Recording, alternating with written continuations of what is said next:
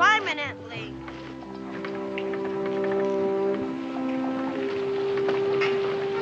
Hello, Israel. Hello, Mr. Franklin, sir. What are you trying to do, lad? Make electricity, like you said.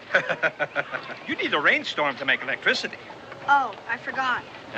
It's been my contention, it's been my belief that you have to tie a piece of metal at the top of the kite to help attract the electricity to it. Of course, I don't know what these experiments will lead to, but this might be something considerable. They may help to make a vain man humble. You wouldn't mind telling me the story again, would you? Well, if you think it bears repeating. Well, sure, if I'm supposed to make electricity. Well, I was too embarrassed to walk around Philadelphia carrying a child's kite, so I decided to take my son William with me. So they wouldn't think you turned childish. Exactly. Well, we tied a piece of metal to the top of the kite, put a metal key at the bottom on the string, and off we went into the country. So people wouldn't think. People wouldn't think that I had turned... childish. Exactly. Well, in the rainstorm, the string got wet, and the electricity passed over it. The kite got up in the rain cloud. The electricity was attracted to the piece of metal. It came down through the string, touched the metal key at the bottom, and sparks. Exactly. As soon as it rains, can we make electricity? I don't see why not, Master Boone. Mr. Franklin, Mr. Franklin. Yes, Sally, yes? Oh, Mr. Franklin, the soldiers, they've come to the house. Calmly, Sally, calmly. Come along, children, come along.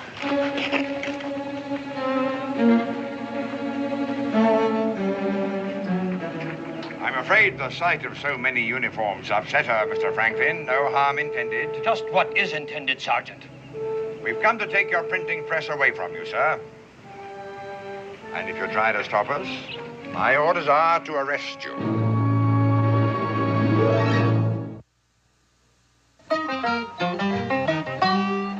Daniel Boone was a man, yes, a big man, with an eye like an eagle and as tall as a mountain was he. Daniel Boone was a man, yes, a big man. He was brave, he was fearless, and as tough as a mighty oak tree. From the coonskin cap on the top of old Dan to the heel of his rawhide shoe, the rippin'est, roaring'est, fighting'est man the frontier ever knew. Daniel Boone was a man, just a big man, and he fought for America to make all Americans free. Daniel Boone. And furthermore, for printing and causing to be circulated in and around the colony of Pennsylvania such seditious, inflammatory, and rebellious pamphlets, it is the decision of the colonial governor that His Majesty's troops shall be directed to confiscate said printing press until further notice. Signed, the Honorable William Denny, His Majesty's Governor of Pennsylvania. You know, Sergeant, if Your Majesty continues to treat us as treacherous, conspiring rebels, he may prove himself to be right. I'm only doing my job, sir. Yes, of course you are. Hey, you watch where you're going. All right, get this wagon rolling. Now, Daniel, you heard, eh? Yep. Hey, Paul, where's Cully and Walt? And the others? The wagon and supply. Well, we can't get them without English pounds. They stopped me at the warehouse. Said there's a new law. You can't buy any supplies with furs or anything unless you use their currency. What? No pounds, no supplies. What are we going to do, Paul? Do? I'll tell you what we're going to do, young sir. We're going to sit down and think this thing through. Now, this has been a very bad day for both of us, Daniel. In fact, the only encouraging thing about it is the ham that you brought for dinner. Well, many a meal has been lost for want of meat. Come along, son. Come along.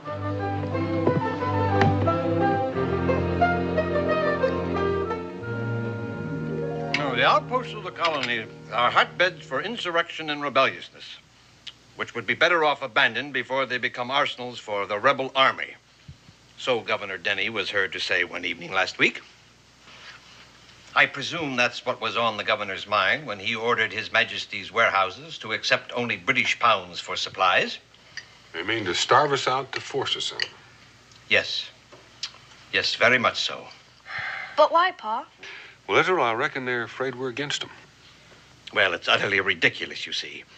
Because on one hand, England won't permit us to manufacture the goods we need for ourselves, and... Why not, sir? Well, because they want us to use the goods that they manufacture. Which we'd be more than happy to buy. Yes. Yes, we would. Well, I wish there was some way I could help you, Daniel. I understand. You could help me a great deal if you would permit Israel to stay with you a couple of days. Well, I'd be delighted to, of course. But what will you do, Daniel? People are waiting for those supplies. Yes.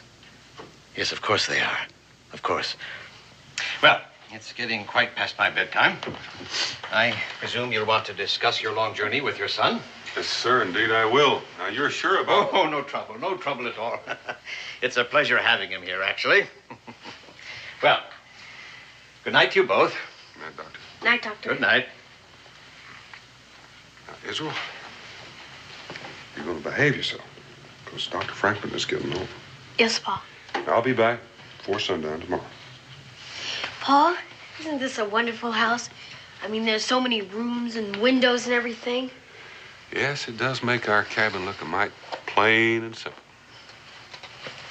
I didn't mean that. I know.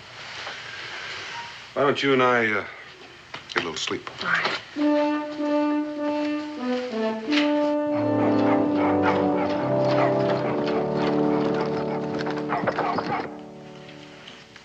Give me it!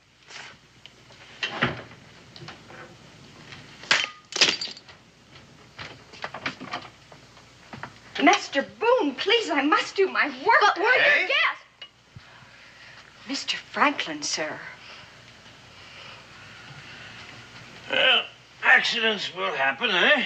No matter. I'm sorry, sir. You can deduct it from my wages. But it was my fault, sir. I have to do my chores. Chores? He thinks he has to do chores, sir, like a servant or something. I've tried to tell him he and his father were your guests, and... No matter. I have to do my chores. You see, sir, that's how all this happened. We was fighting over who does the cleaning of the china. She's right, Master Boone. You and your father are my guests here, you know. I know. We've been other people's guests before. I know all about that. We've had people guest at our house, too. Lots of times, more than I can count. We have. You can ask anybody. Anyways, we're your guests, and I have to do my chores. That's just the way it is. You gotta help out the people who help you with your food and lodging. I see. It's just good manners, my ma says. Everyone does chores for them who help out with the food and lodging where I come from. Understand? Yeah, she understands, Master Boone, and so do I. We all know that people from the southern colonies have a reputation for good manners. It's all right, Sally. It's all right. Yes, sir. Well, young Master Boone, let's see if we can find some work. I mean, chores for you to do, eh? Good. What are they? Well, let me see. Oh, the kite. Do you realize, young sir, that I'm responsible for many more things than just pulling electricity out of the air? I think I heard my pa say something about a stove. Yes, I invented a great warming stove that circulated heat about the room. I started the lending library, the Philosophical Society. I founded the university. I was clerk of the Pennsylvania Assembly. I started the fire insurance companies, the fire brigade. I was postmaster for the colonies for many years. Why, do you know that I even taught swimming? Did you know that? No. Yeah. Why'd they take your printing press away? Well, I guess they didn't like what I was writing about their king and his venal parliament and how they were trying to govern us. Oh, Yes. I see. Yeah, quite. Will they ever bring it back? Oh, yes, I guess so. They usually do after a spell. When? Oh, in about a month or two, I should imagine. Oh. You interested in printing, young Master Boone? Yes, this is where my printing press stood before they took her away. Her? Yes, the female pronoun is always bestowed upon man's favorite things, Israel, the things he loves the most and he cannot do without. A sailing ship is called she. She takes the waves gracefully, sailors are heard to say. A good carriage is she, a good rifle is she. And my printing press is as temperamental and as delicate and capable of doing beautiful things as is a lovely woman. But why?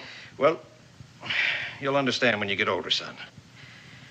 Well, my press stood here, as I said, and they call it a press because, in fact, the blank paper is pressed up against the blocked ink. The same way that a wine press squeezes the juice out of grapes, or a cheese press... Wait a moment. Wait a moment. My printing press works the same way that this cheese press works. As a matter of fact, if I wanted to, I could probably get this thing to work. We could?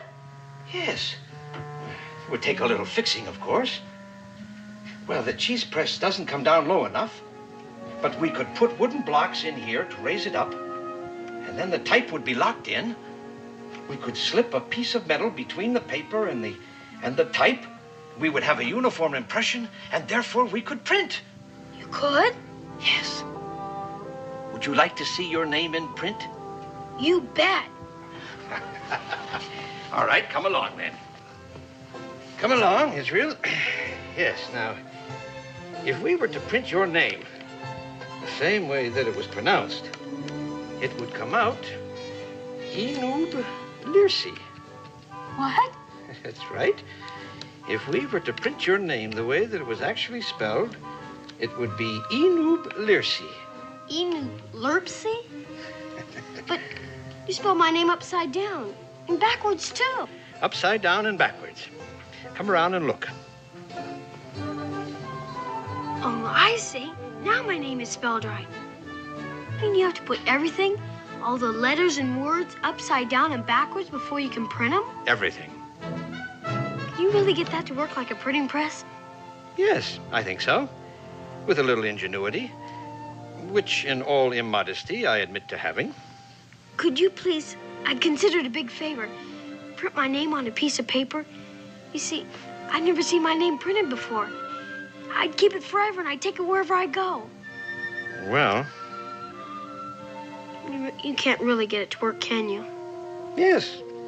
Yes, I think I can, young man, but the insurmountable problem is that we have no ink. No ink? No ink. You saw the soldiers pouring the ink out of the bottles when they took away the printing press. Yes, but I mean, can't you just go to a store and buy some? No, the ink comes from England, and they keep it under lock and key. And they give it only to printers who promise not to print rebellious or seditious pamphlets. Oh. I've been experimenting with several recipes for ink, but unfortunately, I've not been very successful. I've tried everything, but nothing seems to work. The ink isn't black enough. I've used rainwater and alum, gum arabic, sugar, logwood chips. I've boiled it and strained it, but nothing seems to work. It doesn't hold the paper. The black just seems to fade away. Oh. I've tried everything, Israel, everything. Tapwood roots, powdered rocks, certain kinds of earth, but... It all fades away. Yes. I guess I better get back with my chores. I'm sorry, Master Boone. That's all right, Mr. Franklin, sir. Pa! Pedro, you been behaving yourself? Yes, Pa, honest. That's good. I'd like to talk with Dr. Franklin. Yes, Pa. Well, have you devised a plan? We've arranged for a fire. A fire? There's a wreck of an old hull tied alongside the wharf right next to one of His Majesty's schooners. While the guards are trying to put out the fire, we'll be loading a wagon. We have a fair chance of making it. Do you realize how many garrisons of troops there are between here and the Cumberland Gap, Daniel? Yes, sir, I do, and we'll have to take the long way around. Of course, we'll just be traveling at night. It sounds risky to me, Daniel. Very risky indeed. Once we have the wagon loaded, the men are on their way, I'll come back for Risswell. Getting those supplies out of here and taking them past the guards is a very dangerous plan, Daniel. Well, if there's some other way to do it, Dr. Franklin, I'll do it.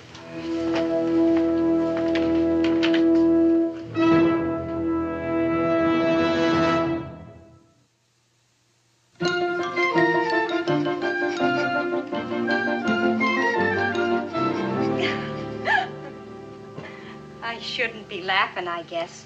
It's my work you're doing for me, Master Boone, for which I thank you. Well, what have we got here, eh? Just doing my chores, Mr. Franklin. You seem to be doing more than your chores, young Master Boone. Well, Now, he's able to do a full day's work, Dr. Franklin. Don't be discouraging him. Excuse me.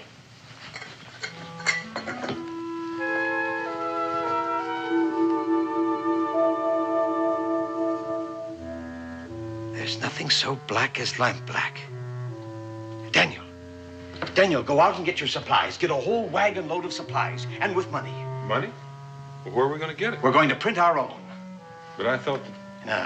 No, they may have taken away my printing press. But they didn't take away my cheese press. Put it right here, Daniel, right here. What about the ink? You said yourself, sir, that... Well, lamp black is the answer to making ink black, young man. You gave me the idea yourself. But will it work?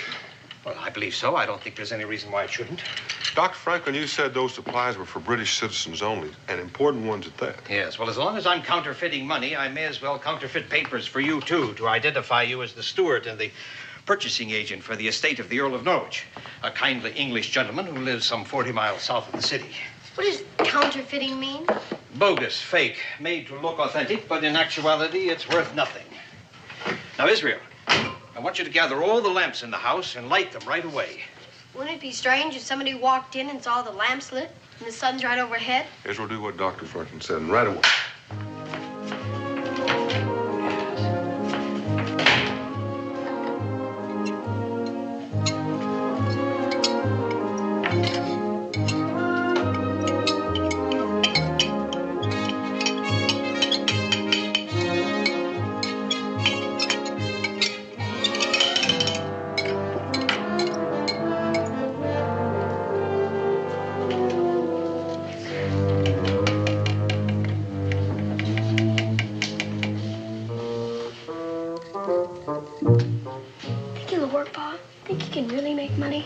What's that? What's that you're whispering over there, young man? Nothing, sir. Think I'm a foolish old man, do you, huh? No, sir. Huh? Don't think I can print money like this, do you, huh? Well... And don't forget, young man, I am the man who brought the electrical fire from the sky. Yes, sir.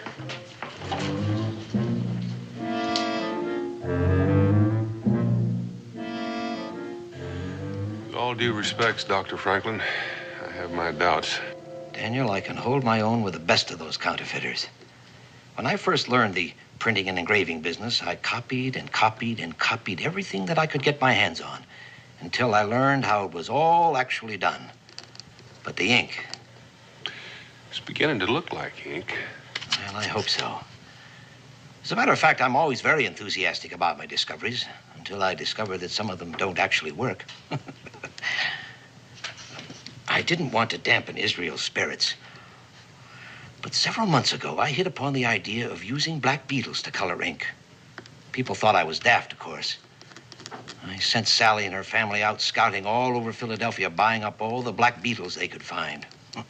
I used several hundred of them.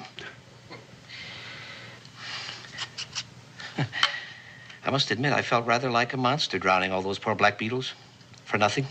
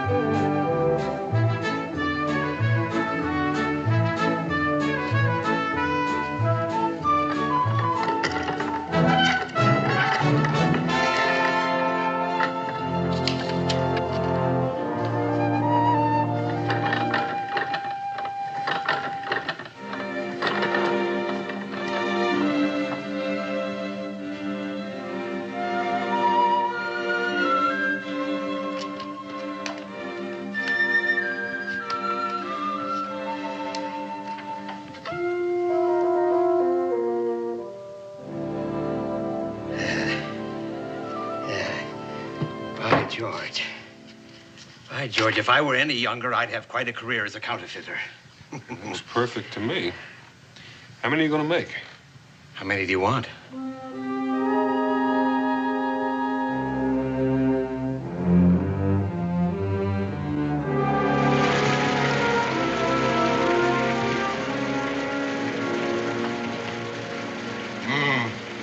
I would have preferred that it hadn't rained tonight. Might prevent this ink from drying quickly. Well, I'm sure they'll dry just fine.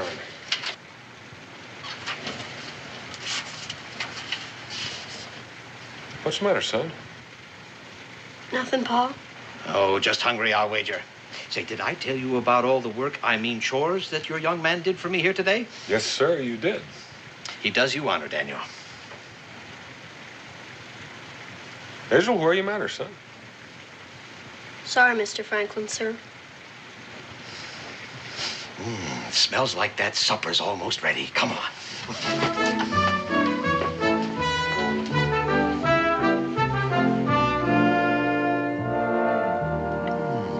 Delightfully savory, this smoked ham from your part of the country, Daniel. I shall make it last indefinitely. Yes, indeed. Next, I shall cook it in Madeira. I shall cook it in Madeira and call it ham bayonnaise. Then perhaps with brandy, known to ham lovers the world over as ham chambretin. Then perhaps with braised sauerkraut, sausages, and potatoes. And I shall call it ham à la saucienne. And then finally, I shall have ham and pastry, covered all over with pâté de foie gras and truffles, and wrapped in dough and baked. Yes, indeed. Yes, indeed, Master Boone. There are many adventurous ways one can cook foods. Mark my word. Yes, sir. Israel, is that all you can say? What you said? I'm only used to having ham one or two ways. With lima beans or without lima beans. I'm sorry, Pa. Making money, counterfeit money. It's dishonest, isn't it? Yes. Yes, it is illegal and dishonest, sir. We shouldn't do it, should we? Israel, they're trying to squeeze us out of our homes. You know how badly we need the powder and lead and supplies, and the only place we can get it is from the British. You understand? Yes, sir, but...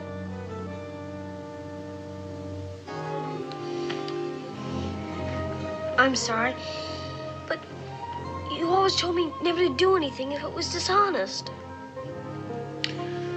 Son, it is true, if I buy supplies with counterfeit money, that I will be cheating the British Army out of money. But you and I both know that we've got to get those supplies. Yes, sir. But it's dishonest. Master Boone, I believe you have pointed out, how shall we say, an embarrassing flaw in our plan. Sorry, Mr. Franklin, sir. That's quite all right, young man. You were quite right to bring it up. I'm glad that you did. I'm proud of you. And as I said before, you do your father honor, sir. Thank you, Mr. Franklin, sir. And I believe the only way to correct this dishonest thing we are doing is to keep track of the serial numbers as we put them on the bills. Serial numbers? Yes, and after we've gotten this ridiculous law abolished, we shall approach everyone holding these counterfeit notes and exchange them for real money. And upon that, sir, I give you my word. We can leave the furs with Dr. Franklin, and if there's not any real money, he can use the furs. Now it's honest. Quite so, sir. Quite so. Excuse me, sir, but there's some men out back, dressed in buckskin, asked to see Mr. Boone. It'd be Cully and the boys. Let's go out, Israel, and tell them about the change in plans. No, they want to see you, sir. Well, I shall want to see them too, Daniel. Speaking of buckskin, you'll be needing city clothes, won't you? Oh, mine won't do. Mine won't do at all, Daniel. Come along.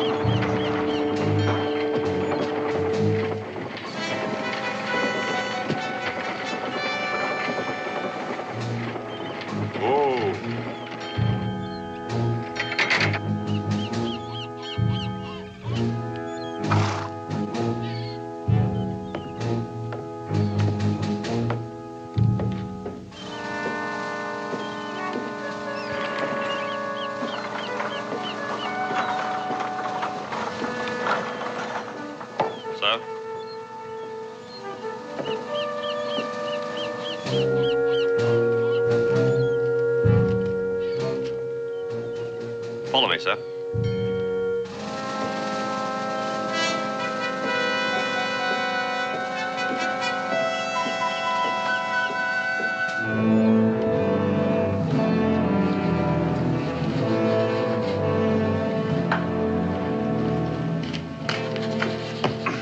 Begging your pardon, Quartermaster. Quite proper, quite proper.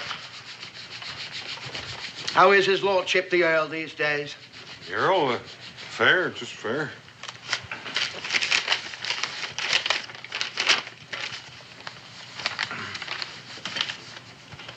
Now, what's this?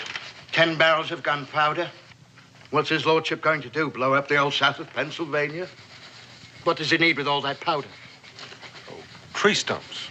The meadows are full of stumps, and the Earl told me to blast them out, and blast them out I will. But that takes powder, and lots of it. I see. You'd better inform His Majesty's troops in your village what you're going to do, so they don't think you've started a war. I'll do just that. Good. I'll try to get you loaded up in time to leave first thing in the morning. Well, with all due respect, Quartermaster, I have to be back tomorrow midday at the latest. Those were my orders. I don't mind helping your men load my wagon, but we have to do it now. Now? Well, that's terribly inconvenient, Mr. Wharton. That's most inconvenient. You see, there's a bloody inspection here today. Captain Thurlow takes a fit, he does, if this place isn't looking neat and tidy. And if I were to take my men away from the cleaning to fill your order. Well, I wish I could wait, but I can't. Perhaps if I spoke to Captain Thurlow. I've heard the Earl speak of him many times. Oh, no. No, sir, that won't be necessary.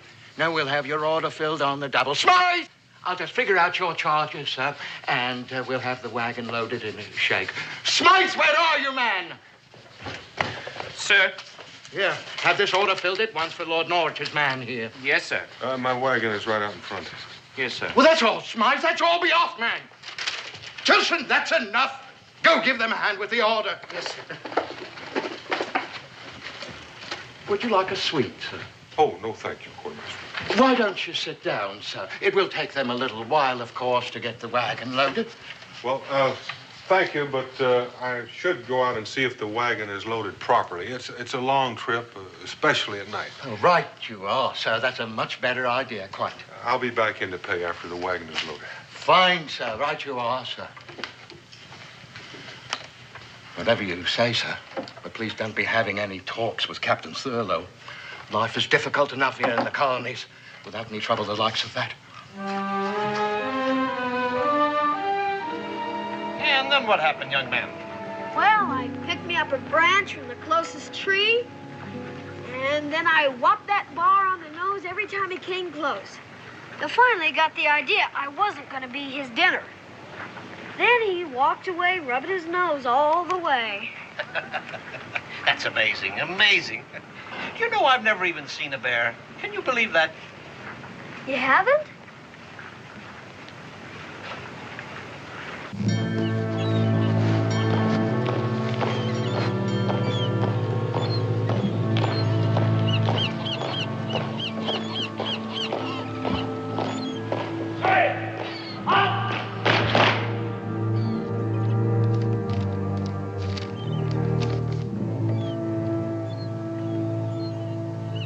Mr. Wharton?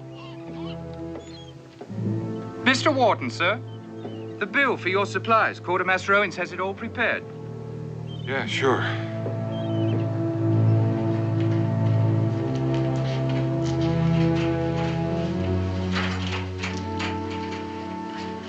Well, that didn't take long now, did it, sir? Lord Norwich will have his supplies by midday tomorrow for certain. Oh, that looks fine. That looks just about right.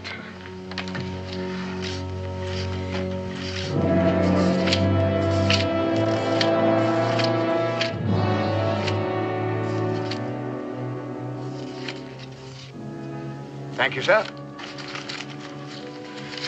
Thank you, Corey. One moment, sir. You don't want to go back to Lord Norwich without me marking the order paid in full, do you? Your governor wouldn't like that one bit, now would he? No, he wouldn't. There you are. There you are, sir. Thank you, Quartermaster. All right, man, in here.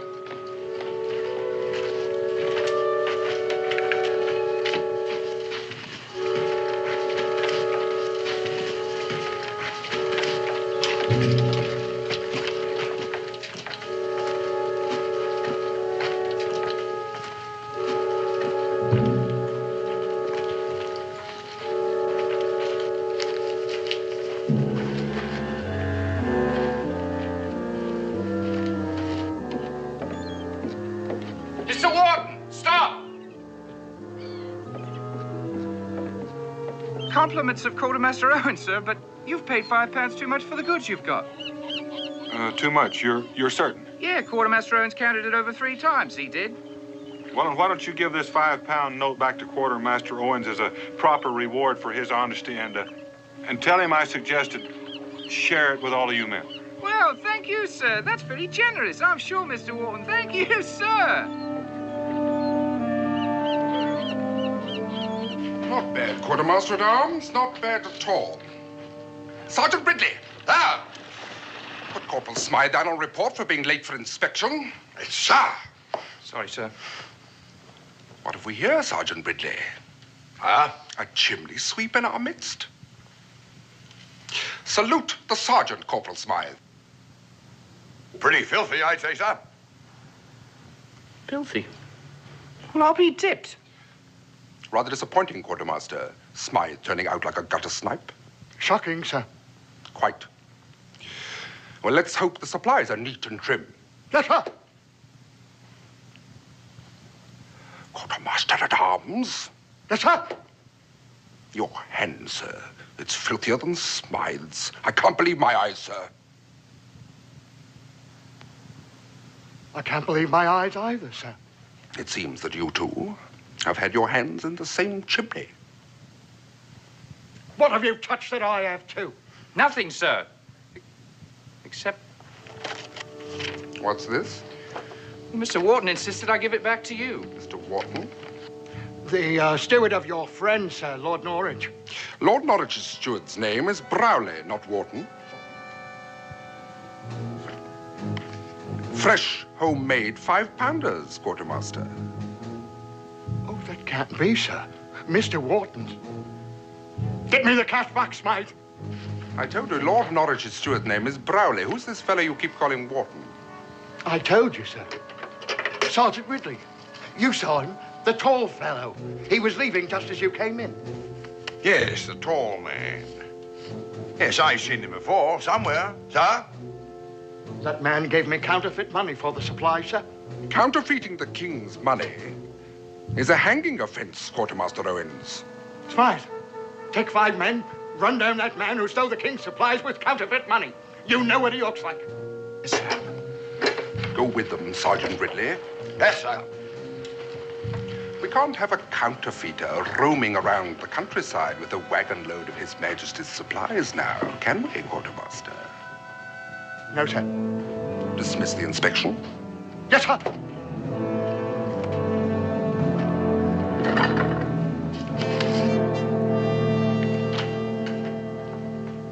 Well, what are you printing there, young Master Boone?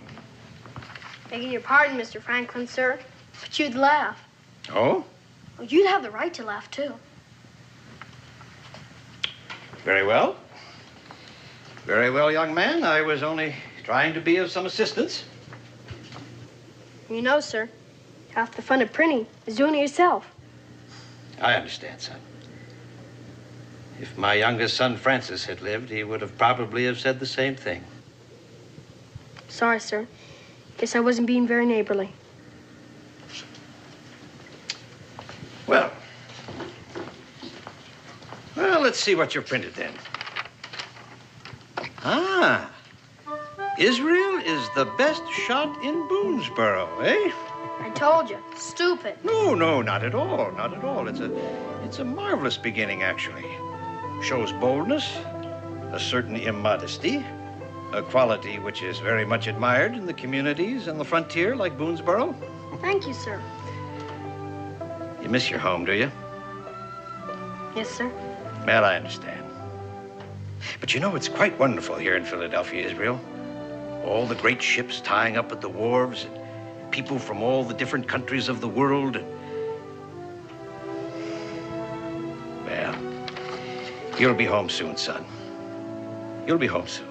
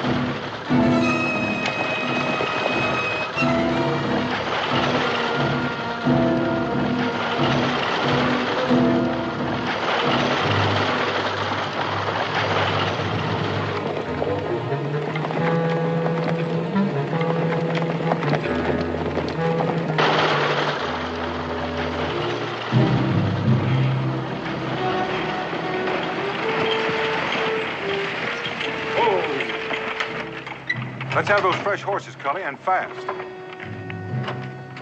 We just about gave you up. Oh, it's all there, Cully. Looks like these horses have been running away from something. You don't say.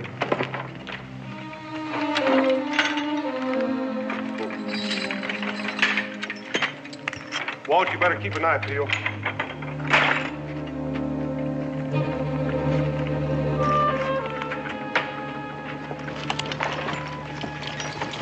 Got a barrel full of soldiers on your tail, Dan? Only 6 or 7. That's about 2 each. Not this time, because you're going to be hightailing it through the Cumberland Gap.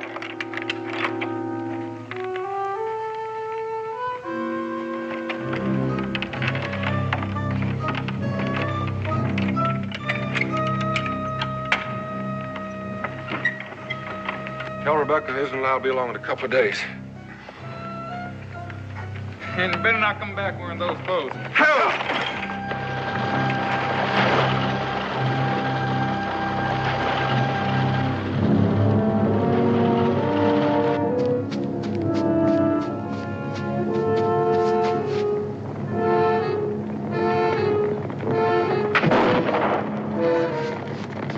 There he is! After him!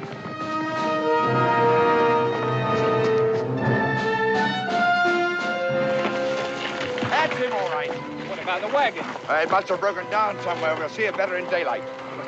You can't get the horses through that thicket. Then we'll follow on foot.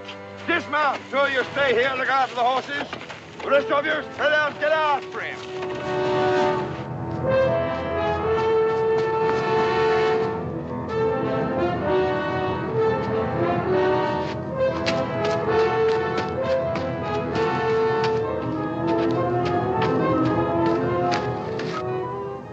I know where I've seen that man before. At Benjamin Franklin's house. He's a friend of Franklin's. I better tell Captain Turtle.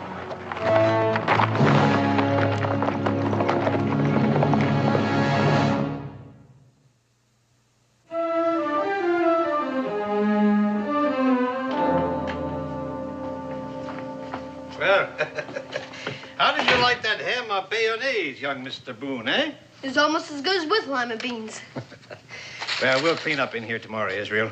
It's quite past your bedtime, you know. I wasn't expecting anybody. Who can that be? Stay in here, Israel. Stay here.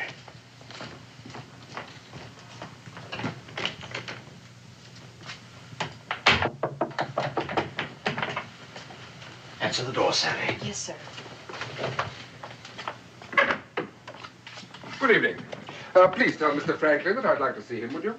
Tell him yourself, Captain. Quite. Sergeant Ridley, Sir. remain here and permit no one to leave the premises. Yes, sir. All right, you two, round to the back. Keep an eye on the back door. This young lady will show you the way, won't you? It's all right, Sally. It's all right. Yes, sir. Come along, Captain.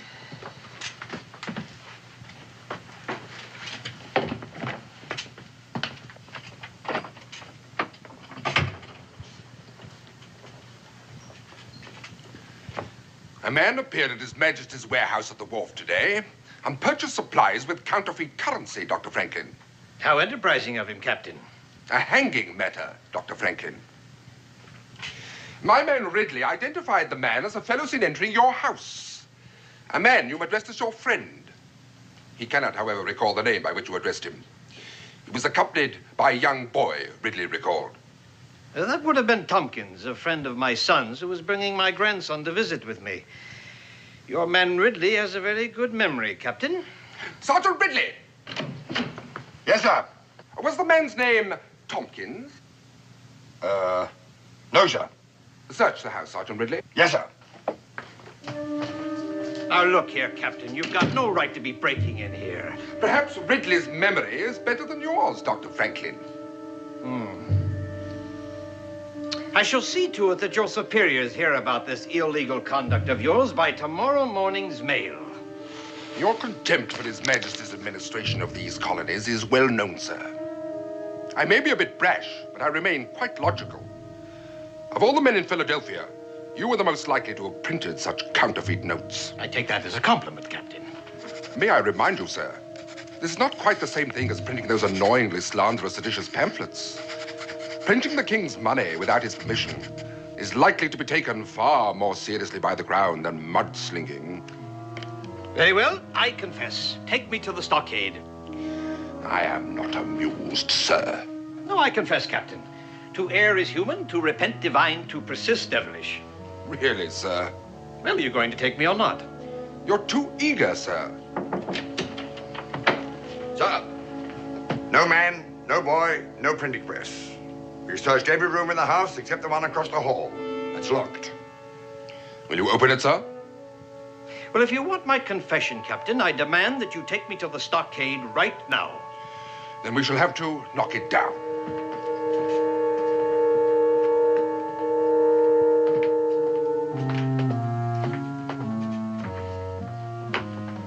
I will confess to counterfeiting those notes, Captain, only to Governor Denny himself. What are you trying to hide in here, sir? Nothing, sir. That is my workroom where I do my experiments. Sergeant Ridley's memory is so good, perhaps he can describe it to you. Will you or will you not open it, sir? If you forcibly enter that room, I will confess to nothing. Do you actually expect me to believe that you will confess? Really, sir, I've read your pamphlets. I wouldn't for a minute allow you to attempt any of your tricks on me. Knock it down. There.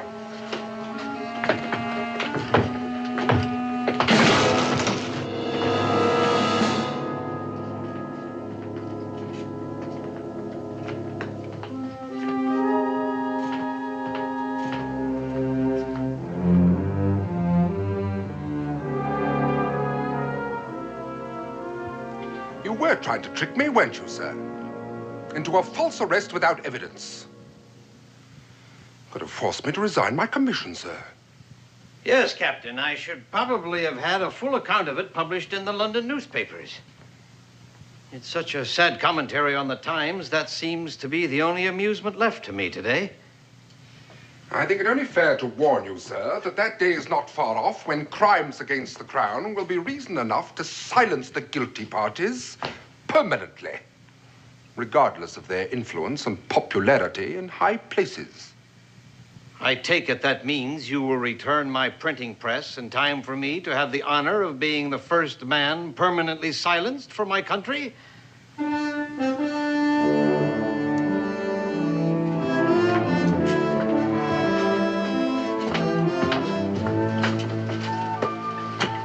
Would like to, sir.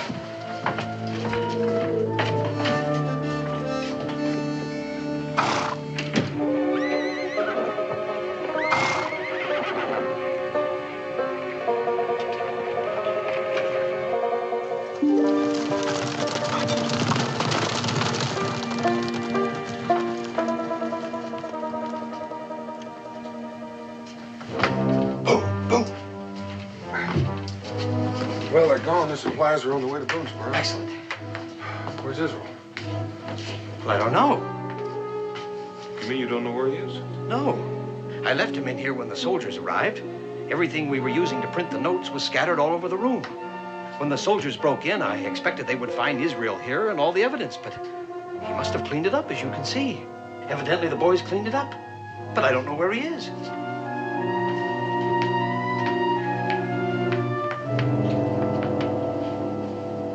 Israel?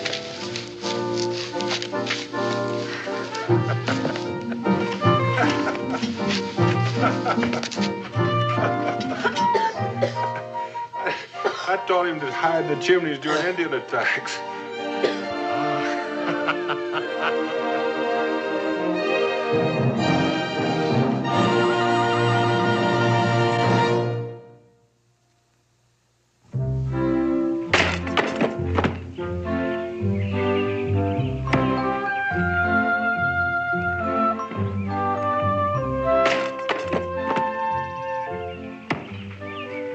This enough?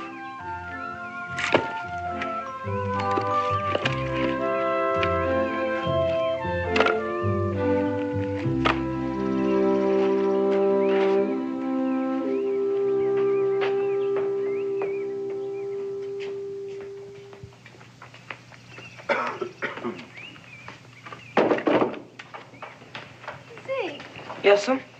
You know, it's awfully nice of you to be helping Israel like this, but I do hope you leave something for him to do. Oh, no, ma'am. I'm doing them all today. And tomorrow. And the rest of the week. The rest of the week? Yes, sir. Say, it's very friendly of you to help Israel this way, especially after the disagreement you had, but... Well, why are you doing them, Zeke? Yes, why? For money. Money? What money?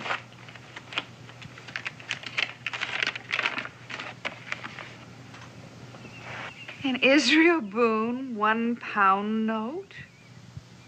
It's signed with Benjamin Franklin and has a real serial number on it.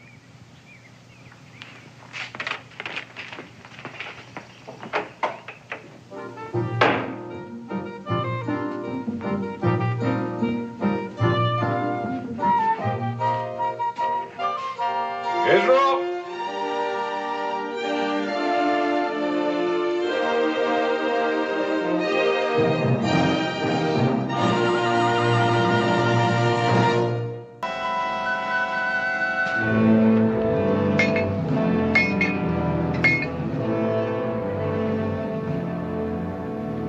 Angela. Mr. Hamilton. Angela. I demand to know what the wife of a high-ranking British officer is doing in this camp. Perhaps you'd better ask her, Governor. My dear? Mr. Hamilton, please sit down.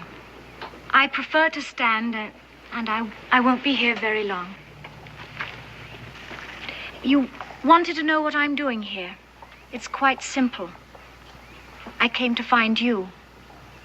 We've been worried since you were captured. Very worried. Utter nonsense, Mrs. Lackland. Either give me an explanation I can believe, or I shall be forced to form my own opinion. And just what would your opinion be, Governor?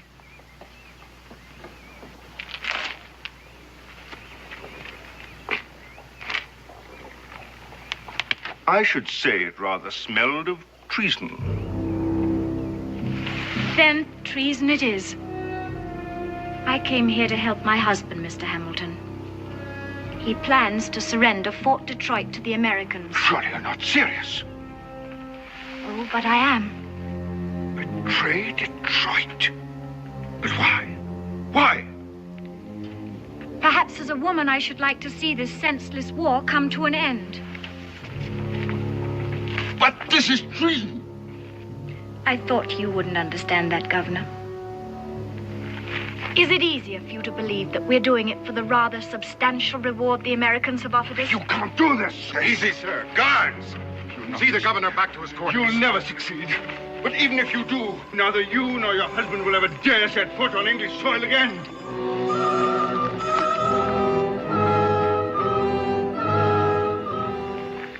With your permission, Major, I'd like to return to my quarters. Certainly. Thank you for coming.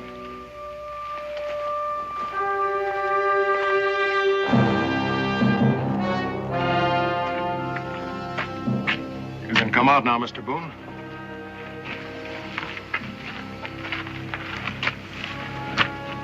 real calculating woman. I'd hate to have her for an enemy. Are you convinced that she means it? Well, she said so plain enough, so I reckon I'll have to believe her. Good. Mrs. Lackland is on the way to join her husband in Detroit. You'll accompany her as a guide. Once there, Colonel Lackland will furnish you with plans of the fort's defenses and whatever other information he considers valuable. Is it all right if I take a friend along? As protection against Mrs. Lackland? I might need it. Take anyone you want. Here are your orders. Now, about the plans. I want them delivered to me before I cross the mountains. With them, Washington will give me everything I need to move against Detroit. Now, you're going to be on the move, too. Where will we meet? I'll wait for you here. Or you wait for me. Kanawha Pass. All right. I'll meet you there.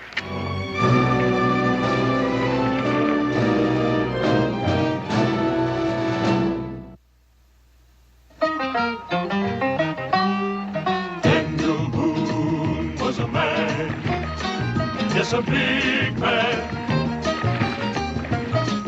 with an eye like an eagle and as tall as a mountain was he. Daniel Boone was a man, yes, a big man. He was brave, he was fearless, and as tough as a mighty oak tree. From the coonskin cap on the top of old Dan to the heel of his rawhide shoe, the rippin'est, roaring'est, fighting'est man the frontier ever knew. Daniel Boone was a man, just a big man, and he fought for America to make all Americans free. Daniel Boone.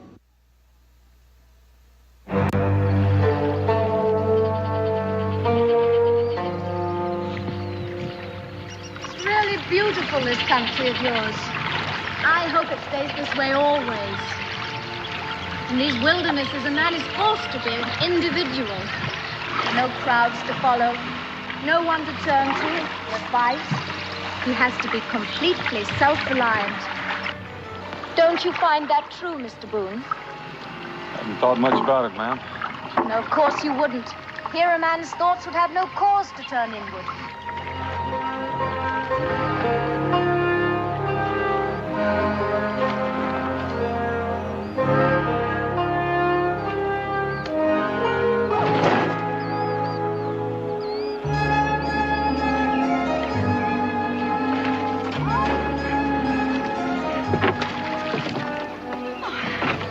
You know, I think that self-doubt and invidious comparisons with others, well, they're products of civilization. Wouldn't you say so, Mr. Boone? Here's your bag, ma'am. What are we stopping here for? That's where we change rivers. All right, Cully, let's pick her up.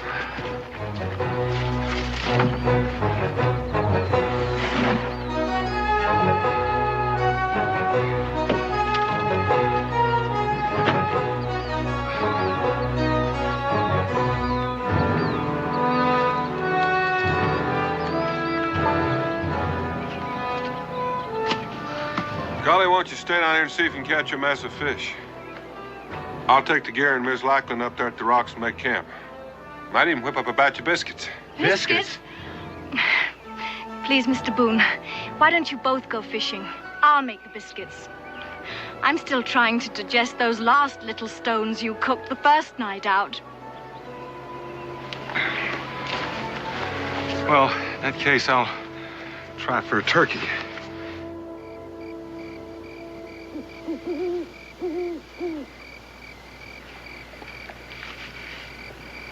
No, thank you. I finished.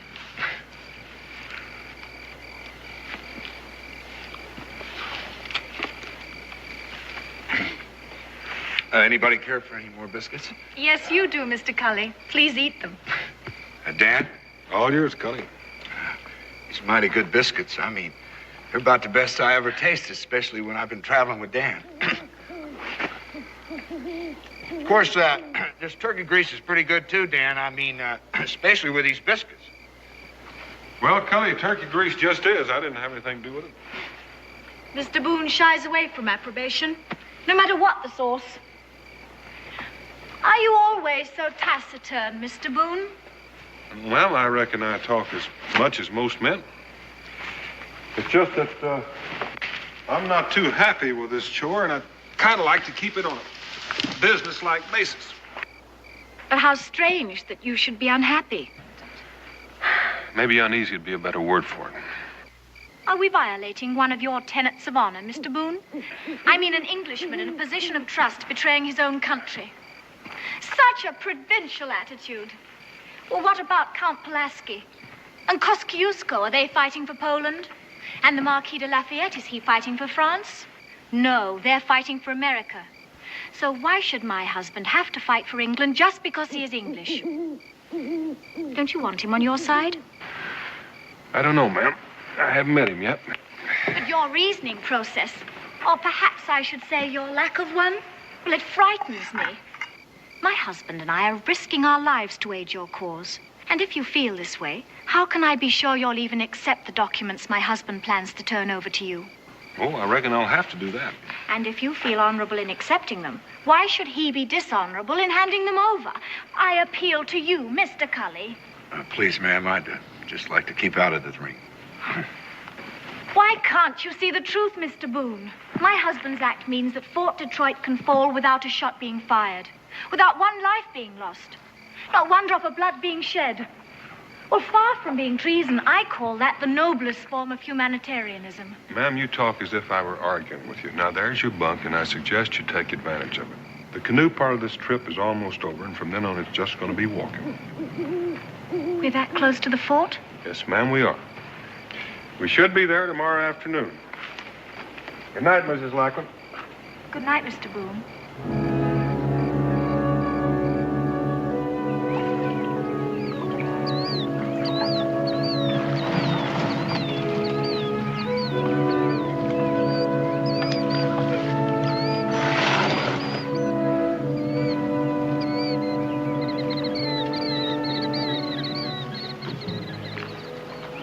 Hide the canoe.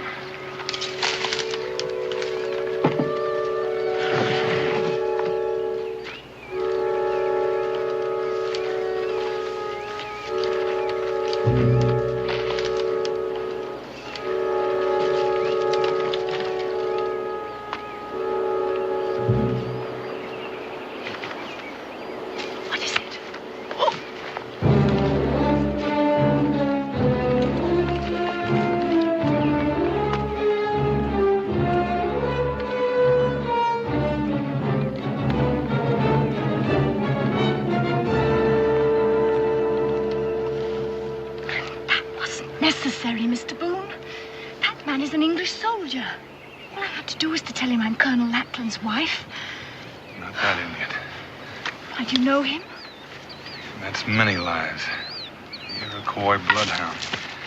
If he were to see me, chances are we'd all be here. Well, what are you going to do about it? You can't stay here. Well, I aim to stay right here, and Cully, you take her into the fort.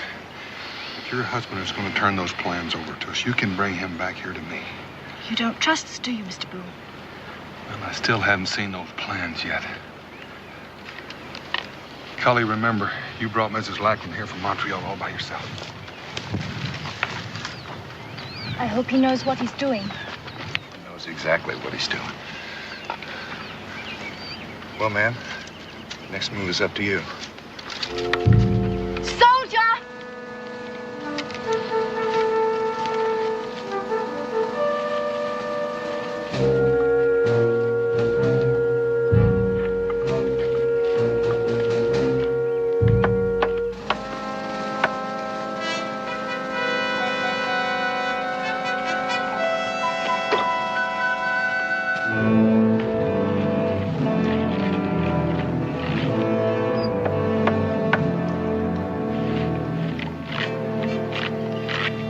Angela. Oh, you don't know what it was to wait so long. I'm back now, Richard.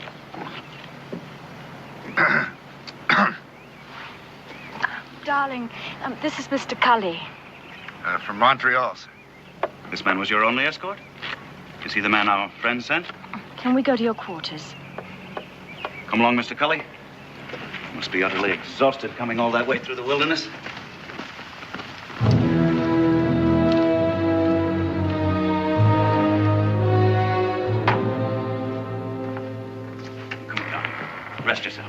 Thank you, Richard.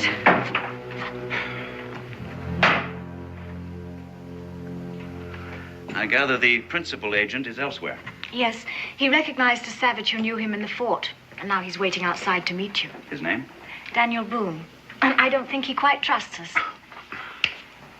Well, and what about you? Oh, I'm just obeying orders. Good fellow. I appreciate a man who obeys orders. And the best way to win the trust of your companion, I would say, would be to follow my part of the bargain at once. I have everything that I promised here. Take me to Mr. Boone. We'll settle this business at once. But, sir, don't you think that it'd be safer to wait till dark? I mean, you know, it's only a little while. You see, darling, both the Americans have a preconceived idea about the baseness of our conduct. It makes them behave in a most guilty manner. Just worried about my neck, man. What are you going to do if anybody recognizes you with Boone? It's the simplest thing in the world. I'm a grateful husband who wishes to thank in person the intrepid guide who brought my wife safely through the wilderness. And since he cannot endure the sight of civilization, I must go to him in his native habitat. Who could quarrel with that? Come along.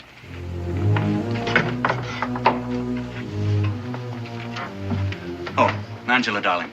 Your trunks arrived several days ago, and I fixed up the bedroom for you. Do tidy up a bit. We're expecting Governor Carleton at any moment. And what's the governor of Quebec doing here in Detroit? I rather suspect he's here to see how I'm running things since Hamilton was captured. This will be very charming to him.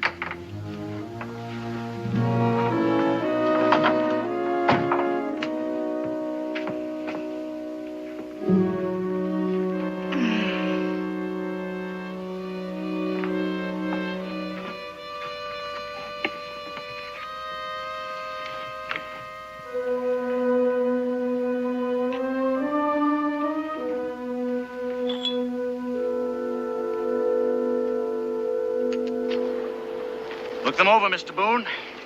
A map of the port's defenses, both inside and out, together with an inventory of weapons and munitions and a complete list of personnel and their functions. I've placed my life in your hands. Are you convinced now that you can trust me? Just sit down and rest, Colonel, while I take a look at these. You'll be returning to Major Grayson at once, I trust? You know, it would have been better had the American troops accompanied you so that I might effect a bloodless surrender right now. But I suppose the Major is encumbered with his prisoners? You know, I can't help but feel sorry for Lieutenant Governor Hamilton. He's a very decent fellow. Do your people really believe that he offered the Indians a bounty for every settler's scalp they brought in? I'm afraid they do. It's impossible. I know the man, you see. After my defection, I hope I shall be able to testify as to his good character. I doubt that your testimony will be worth much, Colonel. You mean because of my defection? My wife was right. You do believe I'm doing a dishonorable thing. Let's just say I don't understand it. But if you're going to give us Fort Detroit, we'll take it. And you'll get whatever was promised to you. All right, you'll have what you came for. When shall I expect the American attack? You'll be notified in time, Colonel. Right now, I'd like for you to come down to the river and point out some of those emplacements. I can assure you that map is correct. All right, let's be quick about it.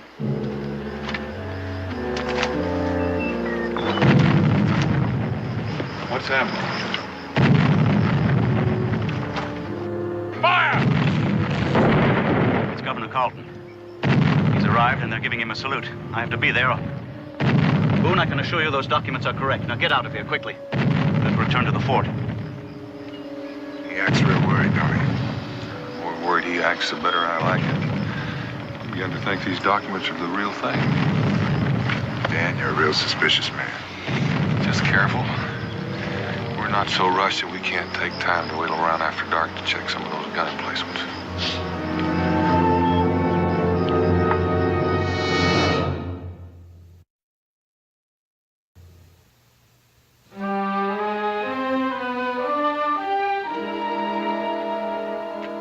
Some Spanish sack I inherited from Mr. Hamilton. I've been saving it as fitting for the occasion. Angela, my dear. Sir? Thank you, Colonel. What a pity you couldn't have made your journey with me, Mrs. Lackland. All the way from Montreal by water, except for a portage round Niagara, and on a boat fit for the ocean. I should have loved your company, Governor.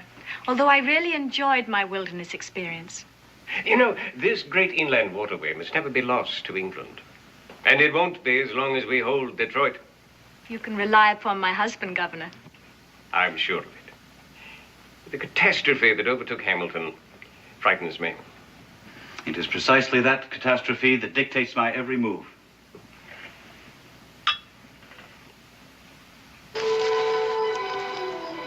According to the map, their gun emplacements up on that vantage point. Yeah, but if they are, they'll be mad. Well, I'm not aiming to attack it. I just want to make sure they're there before we head on south. Cully, why don't you swing around and see what you can find?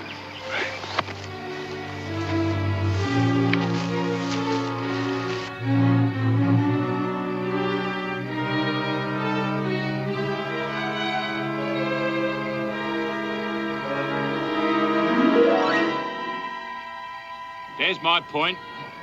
Come on now, lads. Why not go for £5 this time? Get all of our money now. We can chalk it up. I'll take it out of your next pay packet.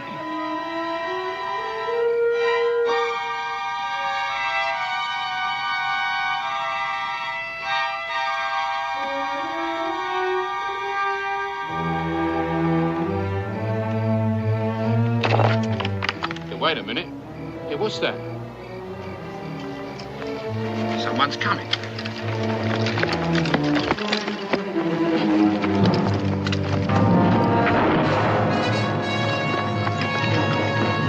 Come on now, lads. After him. Spy. Come on now, move it.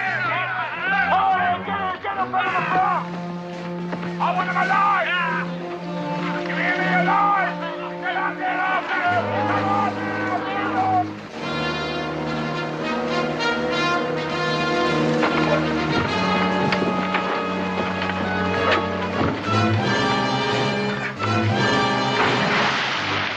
Halt there or I fire! Keep going, Cully! All right, lads, to the colonel. Take his stuff.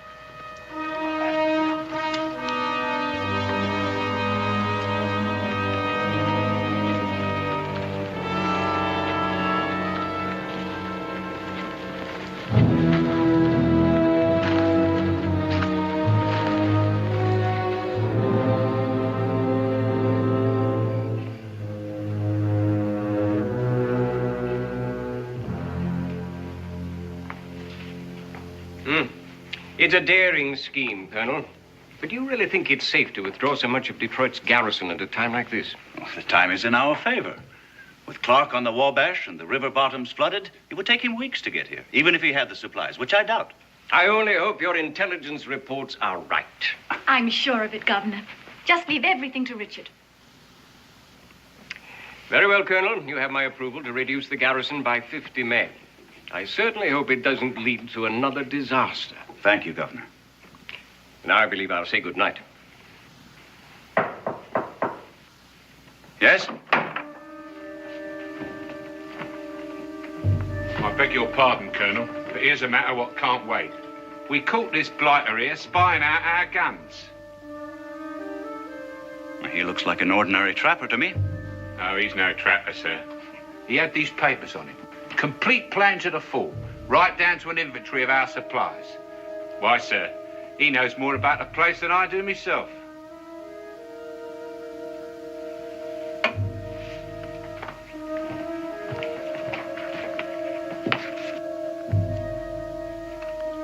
Yes, there does seem to be some irregularity here. Colonel, may I? How could any man get the plans to the fort unless someone gave them to him? Find that out shortly, Governor. Sergeant, you and your men have done well. Back to your post now on the double. Yes, sir, but there was another one, sir, but he got away. And there may be more. Back to your post. Yes, sir, but the one who got away, sir, he was the man what brought your wife into the fort today. Sergeant, I gave you an order. Right, sir.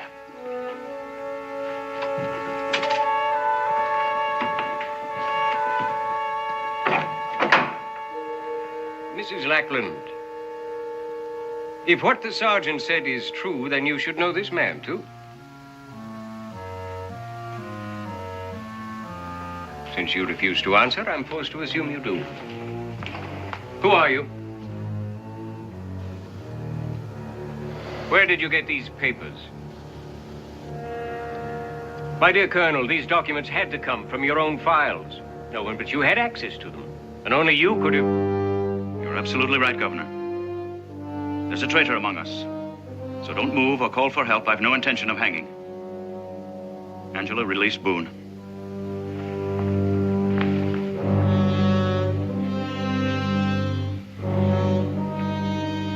Use the rope on the governor. Tie him in the chair. Gag him. Angela, we're leaving. Get what you need from your room.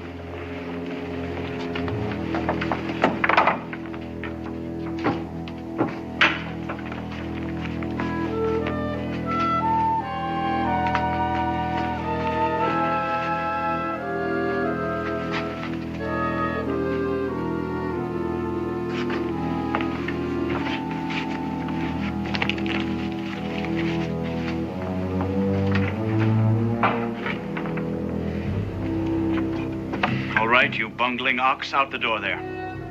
If I die for this, I shan't die alone. Angela?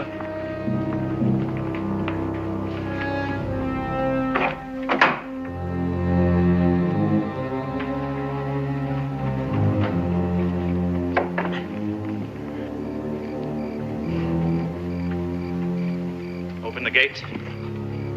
But, sir, I thought you were... Open the gate. Yes, sir.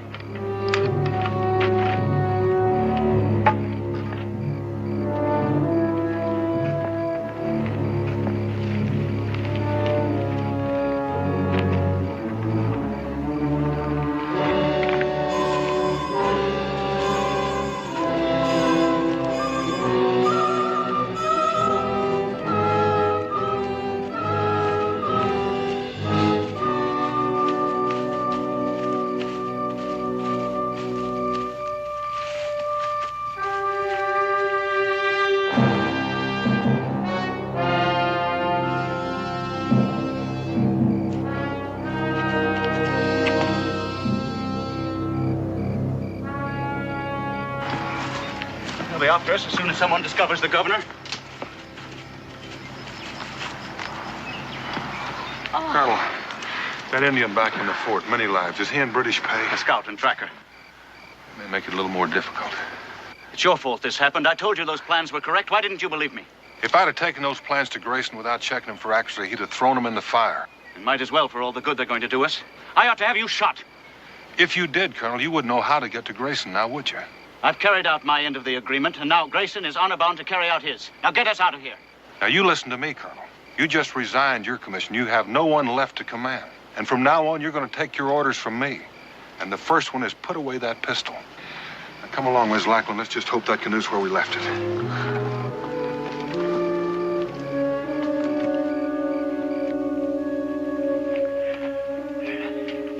You saw the Colonel and Mrs. Lackland? They have left the fort with the man called Boone. You can follow? Tonight? Tomorrow? A moon from now. I can follow. Good. We'll get them back, many lives. We'll get them all back.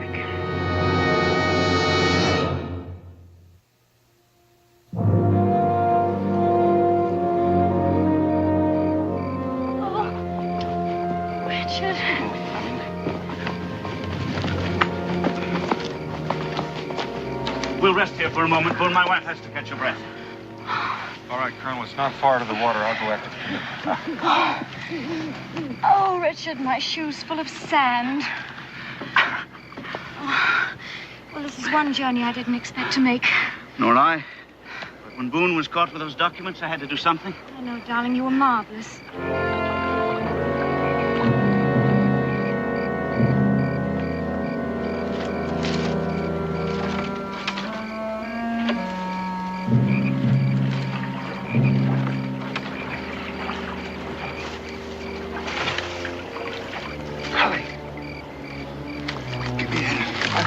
Halfway home. all the way home upstream. Come on, let's get out of here. It's not quite that simple. Fortunately, I got company. All right? All right.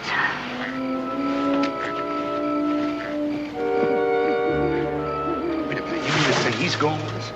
He saved my life. I reckon I ought to return the favor. Besides, if we don't outwit many lives, we're all going to hang.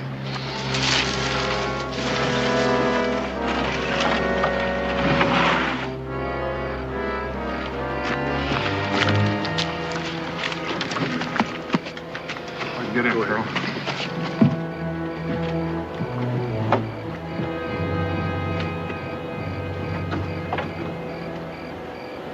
All right, Colonel. You're not going to go. You're going to leave tracks for all of us. I am?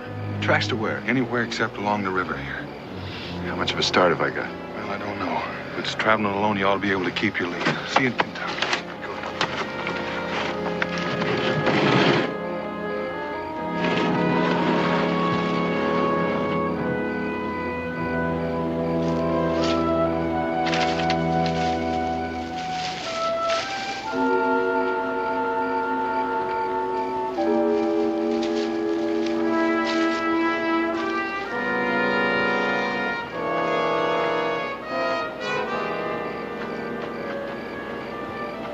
Colonel, if you're any good at using one of these things, start doing it.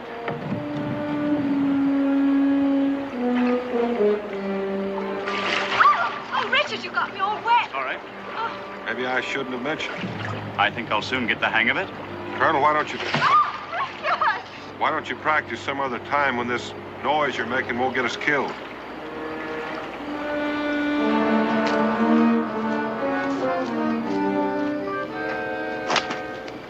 How you keep looking for these tracks in the dark. Even the feeble eyes of my mother could see these. Right, you are. Like someone was stomping hard. Yeah, would that mean they was running? Those who are being pursued often. You're very right there, matey. Running hard over the land. I likes that better than open water.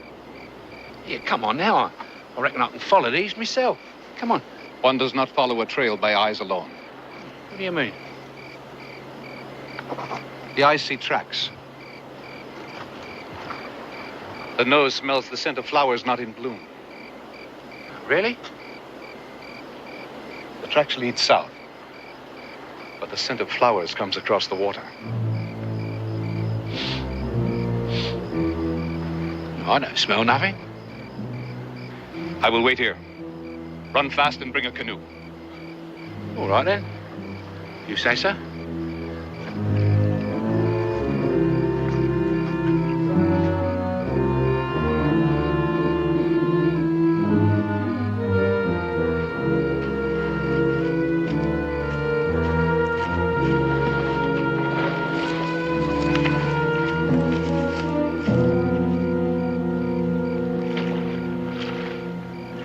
Don't you think you'll ever need that again? If I do, I'll dig it out. I don't want him to find where we've come ashore. But surely if he's following the false trail. He won't follow it far. Come daylight, he'll start wondering why he hadn't seen a lot of tracks that look like a woman's. Then he'll think about water. He won't have any trouble finding where we left from. But if we can keep him from finding where we landed, that's that. Come along, darling, we're leaving. All right, just let me tie my hair up first. Let's go.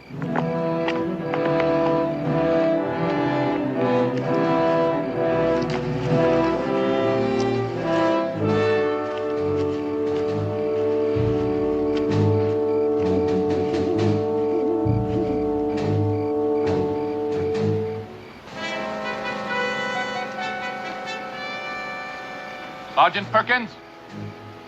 Through here. Come on, Scott. This way.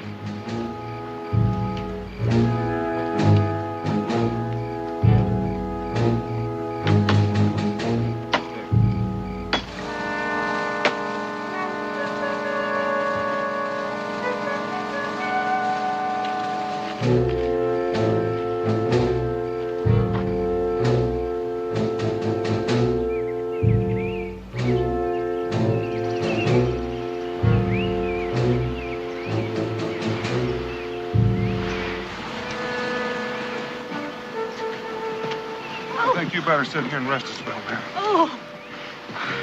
If there was anyone after us, Boone, we'd surely know it by now. I think we're safe. Angela can't stand much more of this. If we're going to rest here, well, I think better make sure that we're safe. What are you going to do? I'm going to do a little backtracking. You mean you're going to leave us here all alone? I'll be back. If you get hungry and you want something to chew on, there's some jerky in here.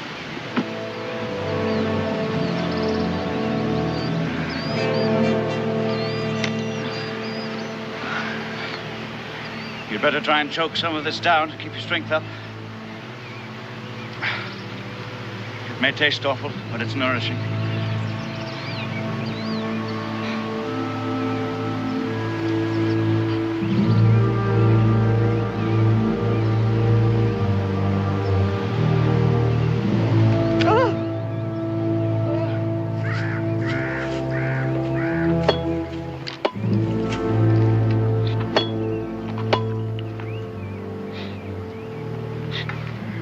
Far ahead are they? Well, can't you tell? The hawk above can see them. We go slow.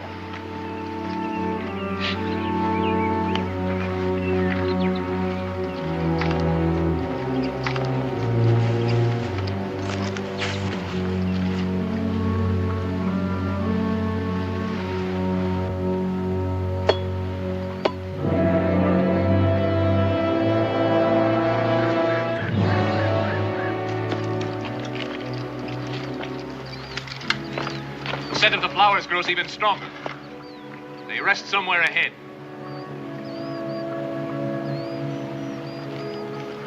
No! We will wait here until they move on. Suits me.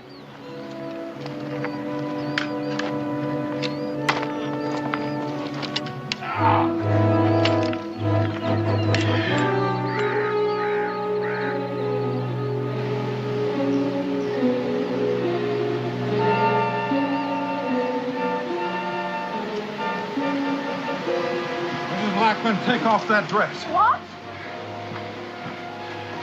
Here, put this on. Over here behind the rock. Now, just a minute, Boone. You're not giving orders to my wife. Your wife is reeking of perfume. Well, of course I'm wearing perfume. Well, what else can a poor woman do when she can't take a bath? What business is it of yours, anyway? I'd say it's more your business than mine. Many lives and 2 British soldiers are coming up that valley. And many lives has been following this scent like a hound. I should have put it together sooner, except I've been surrounded by it night and day. Ms. Lackland, I want that dress. Oh, Richard. You better do as he says, Angela. Please do as I say. But what if many lives is...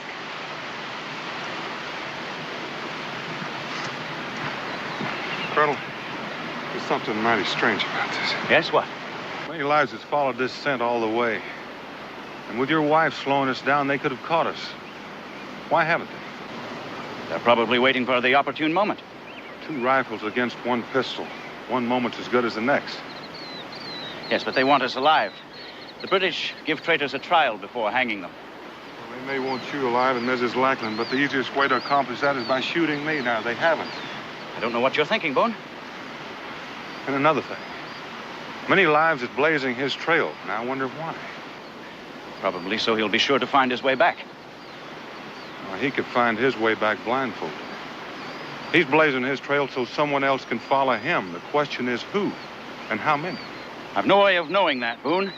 I can only repeat they want Angela and me alive. You wanted this? Thank you, Mrs. Lackland. Colonel, I want you to take your wife and going up into that little valley there. There's a stream there. Follow it as far up as you can. I'll find you later. If you know there's a stream nearby, then you must be in familiar territory. I've been here before. Here, take my pack. I want to travel light. Well, what are you going to do? I'm going to try to get rid of many lives. Now, you all go and I'll stay here and watch until you're well out of sight. Boone, if something happens to you, how will we find Grayson? You better hope nothing happens to me. But if you follow my directions, I'll take you to him by morning.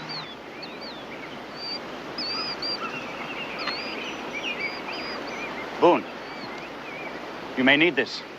You keep it, Colonel. You're more apt to need it than I am.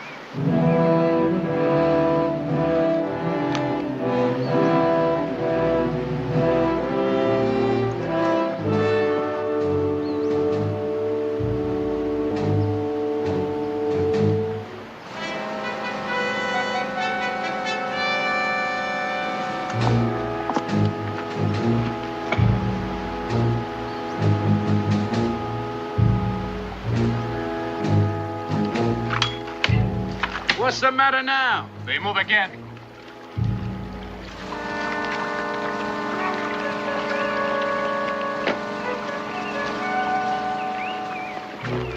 Come! Come on, Scott. On your feet.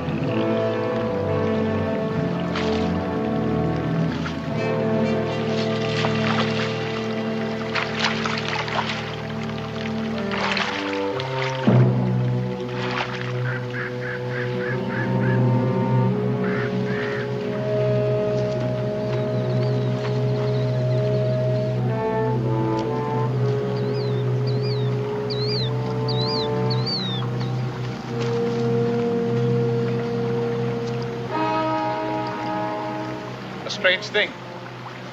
They go north when before they went south.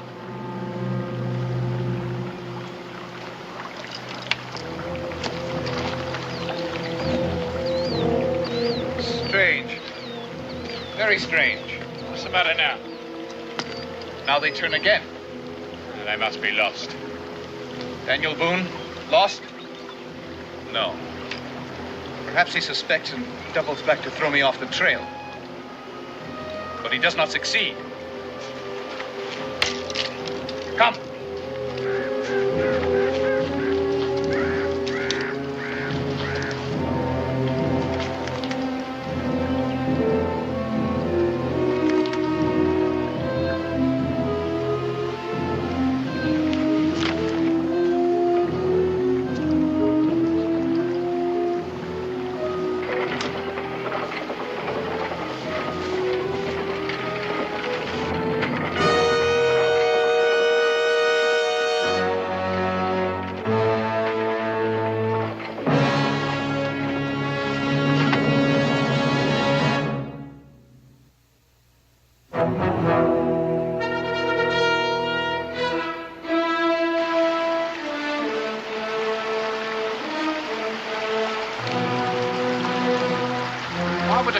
Lady throw away a lovely dress like that. Not the woman. Boone. Boone!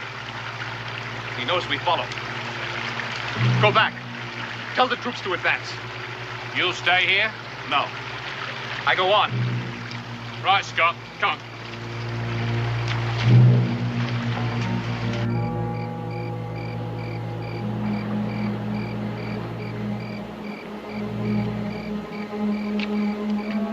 Keeping Boone. Oh, Richard, I'm so cold.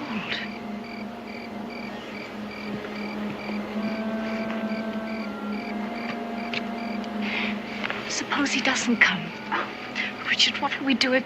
Well, suppose things go wrong? It wouldn't be for want of courage on your part, my dear. You were magnificent.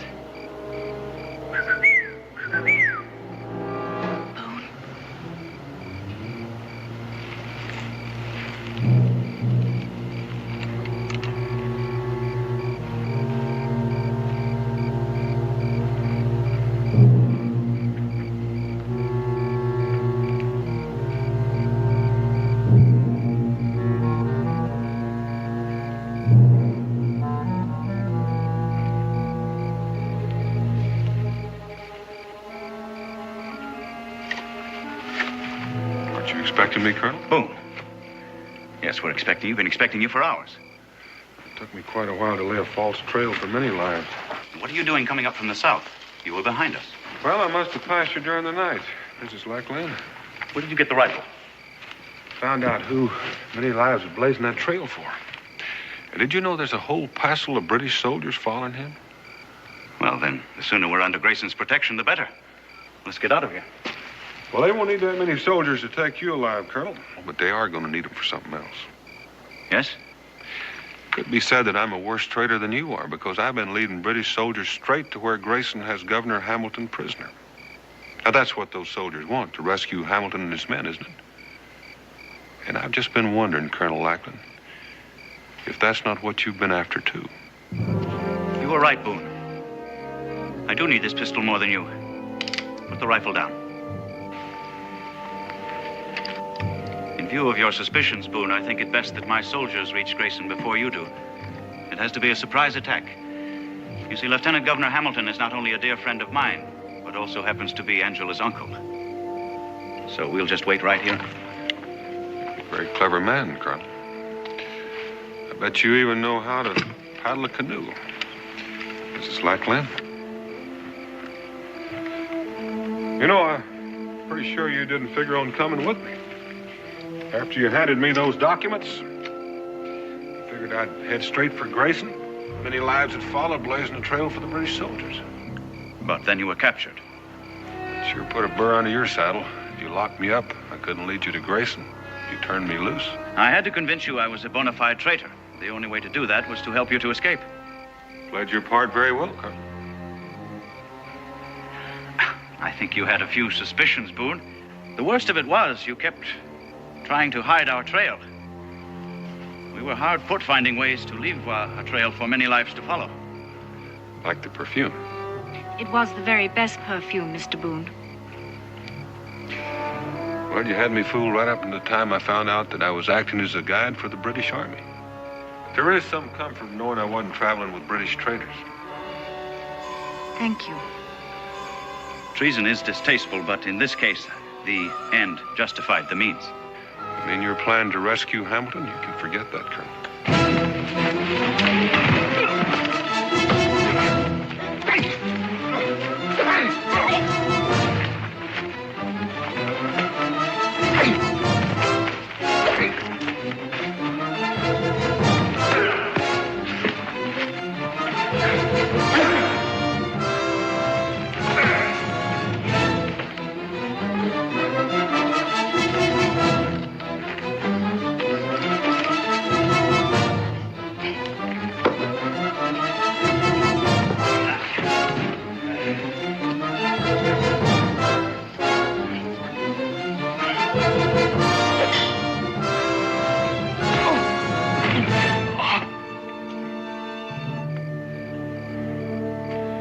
Wasting your time, Colonel. I've already warned Grayson. I don't believe you. Where do you think I got that gun you're holding? We may fail in rescuing Hamilton, but at least we won't go back to Detroit empty-handed. I'm taking you prisoner, Boone. Now, that'd be nice. Except there's just one thing you're not counting on, Colonel. And what's that? Well, I don't think they'd like it very much. Colonel, Miss Lackland. Sergeant.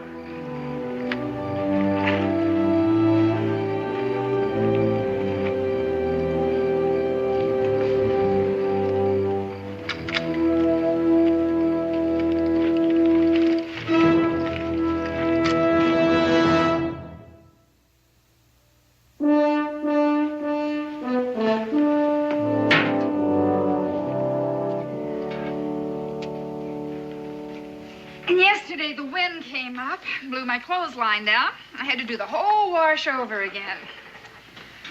And Cincinnatus, to top it all off, has gone up on the price of flour. You left out Thursday. Thursday. Oh, Thursday was calamitous. The cakes I baked for Molly Malone's quilting bee fell. Oh, and butter wouldn't melt in Mrs. Gay's mouth when she saw 'em. And I ruined a batch of soap. Oh, and Daniel, the cabin needs chinking. Has Israel been behaving? Well, he's just trailing after Prather Beasley again. And neglecting his chores. You know, the wood box is empty. And he's completely quit bringing in the water. Well, I'll speak to him about that. Where'd you say you'd been? Hmm? I said, where did you say you'd been? Oh, for Detroit. And who was with you? Oh, Cully for the most part. Becky, we need some more hot water. This is kind of lukewarm. Lukewarm, is it? Cully has been back in Moonsboro 3 days, and I never knew him to wear women's perfume. Don't you lie to me, Daniel Boone. Oh, that's cold. What's so funny? That's the second time this week that perfume's almost got me killed.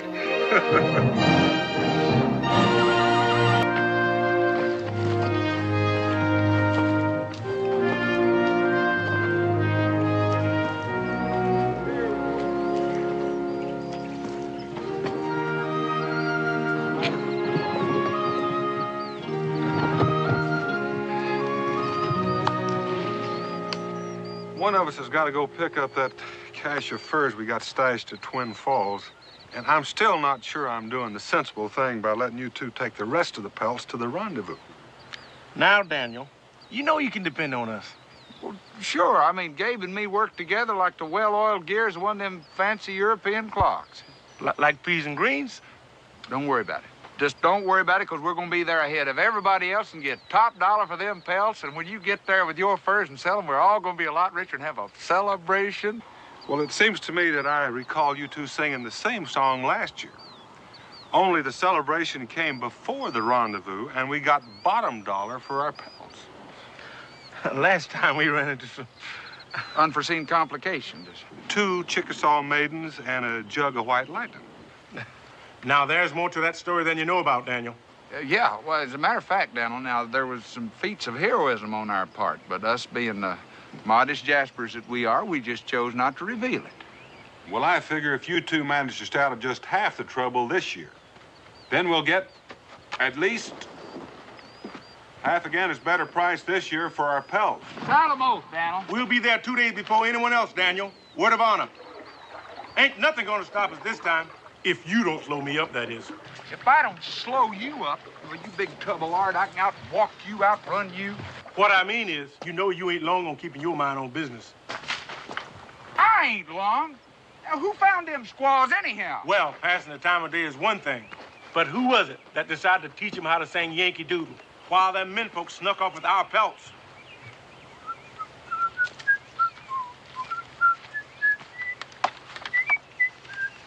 We're gonna get these furs strong. Dirty old trapper is what I am. I have been all my life.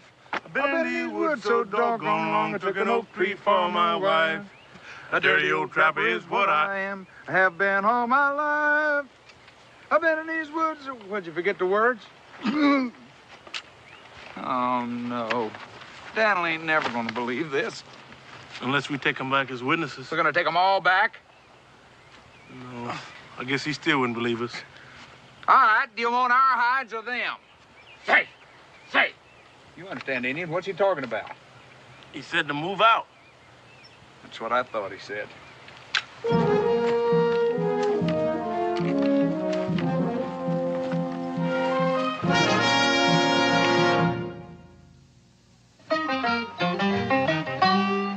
Daniel Boone was a man, yes, a big man,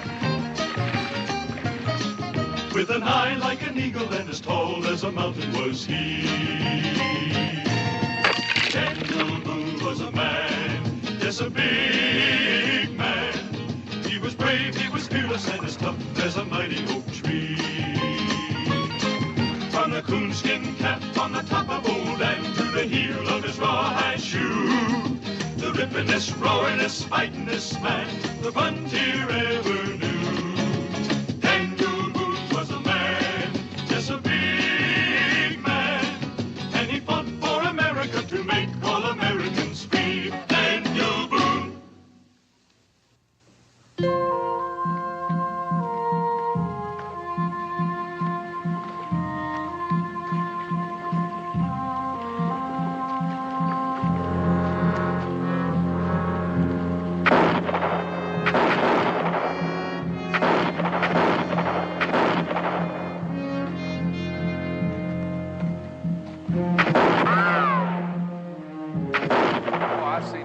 of things, but I never saw Indians doing anything like that.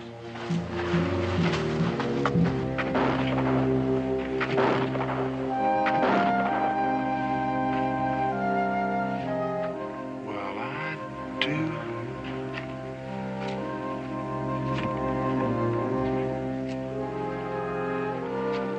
Bien hecho, Tanoma.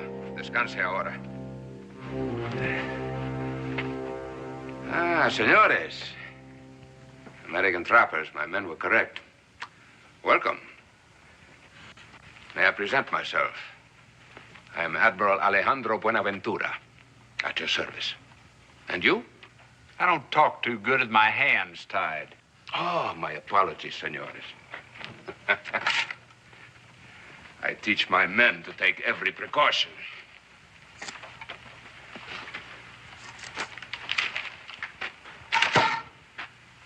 I'm Josh Clements. He's Gabe Cooper.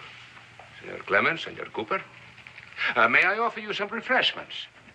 After your involuntary journey.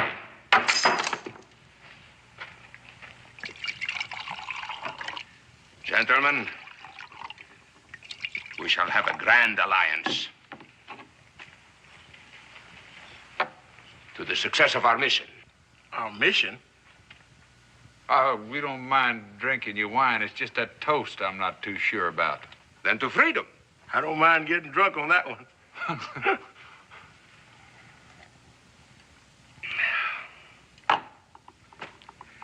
No doubt you are wondering, who is this mysterious pomposity who calls himself Admiral while prancing around in deerskins hundreds of miles from the sea, yes? An excellent question deserves an excellent answer, no? Admiral, suppose you stop the questions and quit playing games. Games? The great jewel knife of King Charles III of Spain is pressed against the throat of your country. You call that a game? You know, Admiral, I kind of got the idea you were Spanish yourself. For 14 generations. But I have no love for Carlos the Magnificent since he destroyed my fleet. You mean the Spanish destroyed their own fleet? Well, it might perhaps be better if we called it a private fleet. You got anything particular against pirates, Gabe? Ken says I have. Unless they got something against me. On the contrary, Senor Cooper, I think you will find that I am your ally in particular. I'm listening. Well, in Hispaniola, all the people of your color are the slaves of Spain. So they decide to make a revolution. They pick a general and a staff, all black, like the rest of them. And they make their plans. I, meanwhile, am sitting out in the sun, an admiral without a fleet, searching for a way to find revenge against His Celestial Majesty, the good Carlos. But then, some way or another, I get together with the splendid revolution of the blacks. How may I serve you? I say to the general. Well, he looks me over and sadly advises me that he is without ships. But perhaps I can help in another way. Anything to make trouble for Spain, I say. So here I am, training an Indian army, making trouble for Spain.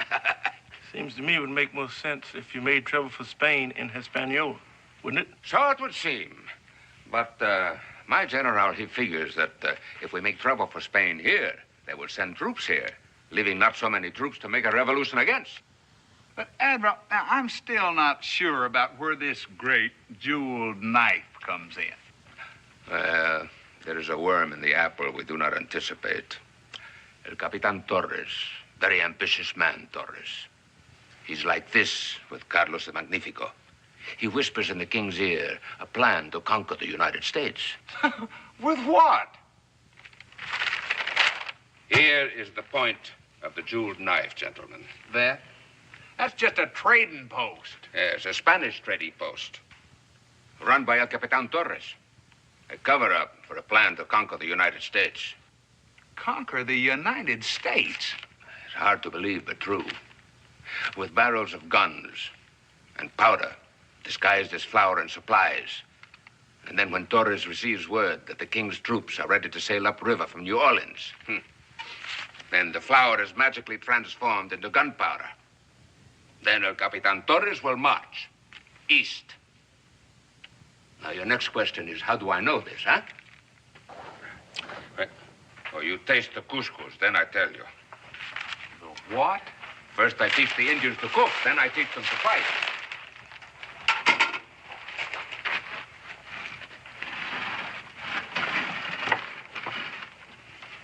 Sure smells good. The best of my cooks, Joselito, is now in the employ of El Capitan Torres. This here Joselito, he's still working for you, is that it? For me? For himself? For freedom, gentlemen. You know, Admiral, you serve a fine bowl of couscous and good wine, but you do not believe me. And you want to go. Go, then. No one will stop you. Perhaps I can find others more simpatico to your cause. all right, even if we did believe you, what can we do about it? Somewhere in El Capitan Torres' trading post is the invasion plan. My cook Joselito has sharp ears and nimble fingers, but he has been unable to find it. And you want us to find it? As Americans, Torres will never suspect you. After all, your country is cooperating with Spain. Your country needs you, gentlemen. The circumstances are bizarre, I know, but... Oh, no. There's nothing bizarre about that. We got to get into Torres trading post, snoop around, find a plan, get it out without getting strung to some Spanish flagpole. Then you will do it? I'm sorry, Admiral. Some other time. Right now, we got a rendezvous with a beaver about that tall with a part in his hair. But if you ever come floating by in your flagship again, you just pipe us aboard, and we'd love to have some more of that couscous. Sure is better than hog jaws.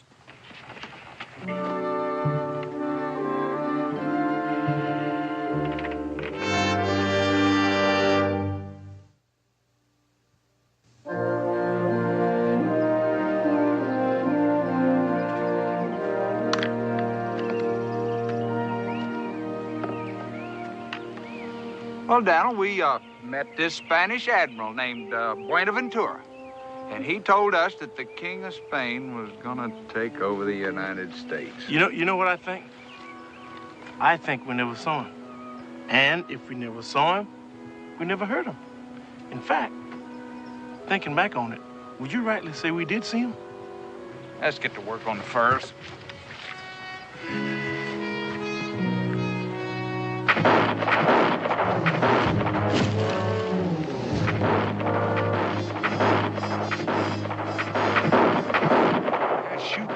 Good for Indians. You thinking what I'm thinking?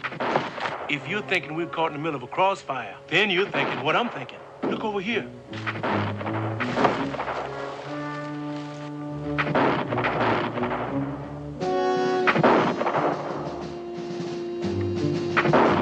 Aren't they Spanish soldiers?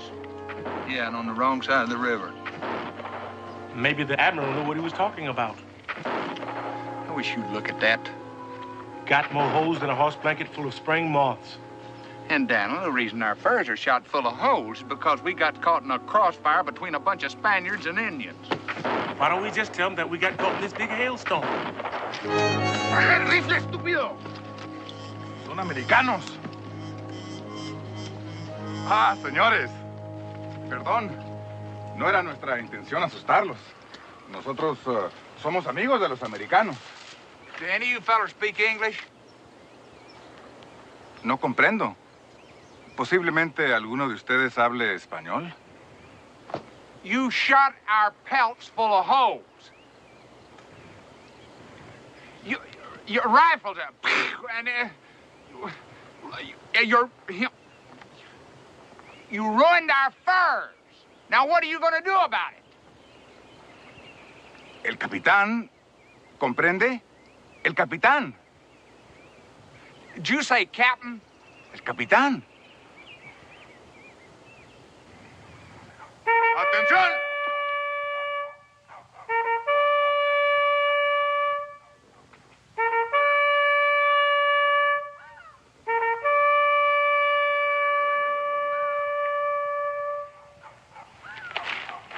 escuadrón! Rompan pila! And now, gentlemen, what can I do for you? Well, if you'll forgive me for being blunt, I'd just like to know what you're doing here. Now, a year ago, this was a trading post, an American trading post.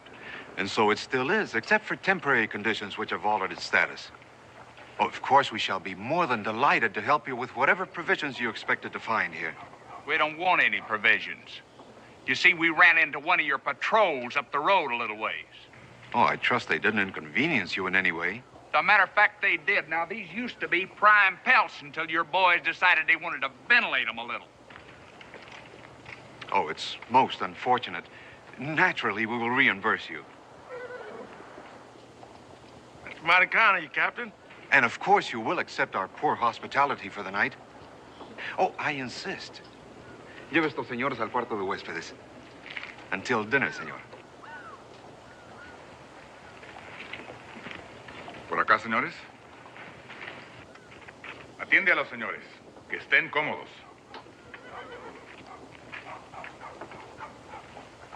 Friendly enough, fellow, wouldn't you say? Les he ordenado una y otra vez evitar incidentes con los americanos. ¿Cuántas veces se los tengo que repetir? Lo siento mucho, mi capitán. No sabíamos que estaban ahí. No sabíamos. Solamente habíamos pensado... ¡Silencio!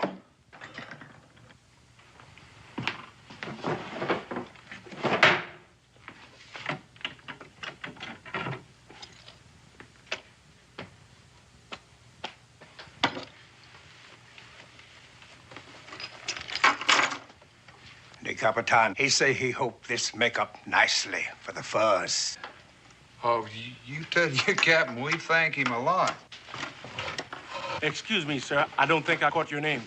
Procedito, señor. From the Indies, aren't you? Sí, Español. Will there be anything else, señor? No, just thank the captain for us. Sí, gracias.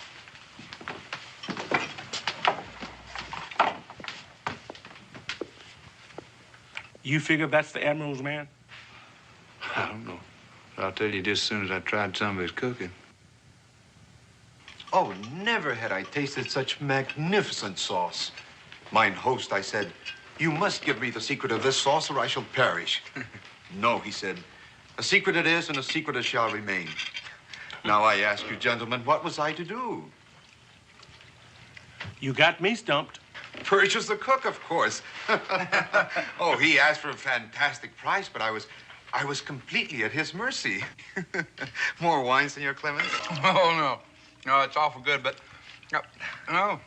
I'm afraid if I have any more of it, I might forget to ask you a question that's kind of been preying on my mind a little bit. Ah, you are politely telling me that I have been talking too much. Forgive me. It is so rare that we have such congenial guests. No, it's just that, I'd like to know how you and your troops are occupying a fortified position on United States soil. We are here with permission from your government. A friendly gesture from one friendly country to another. Now, does that satisfy you? No, sir. It is very simple. We are chasing Indians. For a while, we weren't too sure who was chasing who there this morning. You're familiar with this tribe of savages? I'm familiar with them, but I'll tell you this. I never saw them handle themselves like they did today in that fight. Oh, they can handle themselves very well, I can assure you. So well that they have seriously affected the king's trade. You mean they've been crossing the river? Precisely. They attack our trading posts, our river boats. We give chase, and they withdraw to your side of the river. And so my government applied to your government for permission to cross the river in pursuit. Your government granted this permission. Sargento, el documento americano, por favor.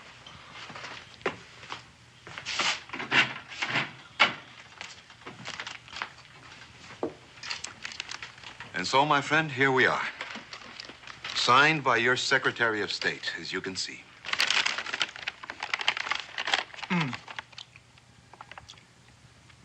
You've been mighty nice about this, Captain.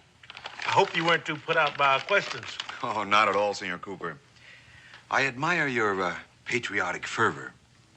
I assume, then, that you're satisfied that I and my few soldiers are not here to conquer your country? I guess we deserve that. Captain, we thank you. And we'll be pulling out at dawn in the morning. Well, have a good journey, gentlemen. Good night, Captain. Senor Cooper.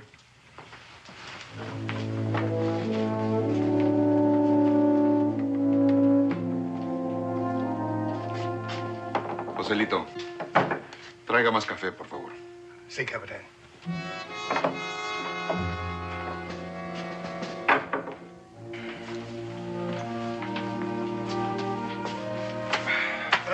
Sure feels good. What do you make of him? He's real polite. So is the Admiral. The question is, which one of those dingbats are trying to take over the country? Right? Right.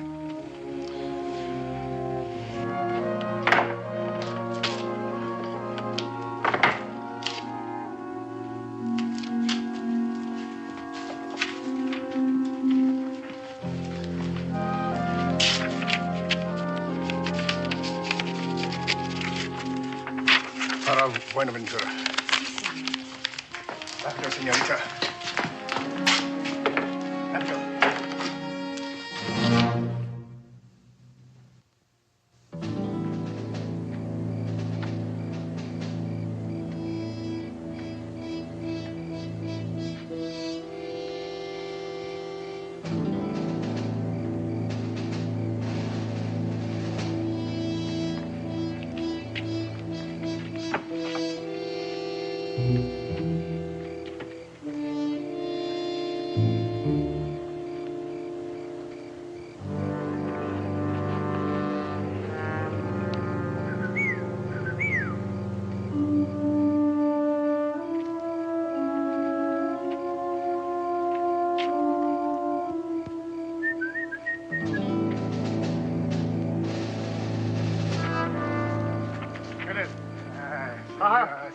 Joselito.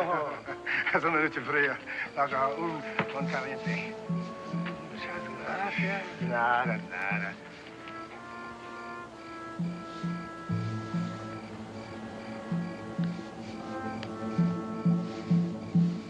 ¡Qué bueno!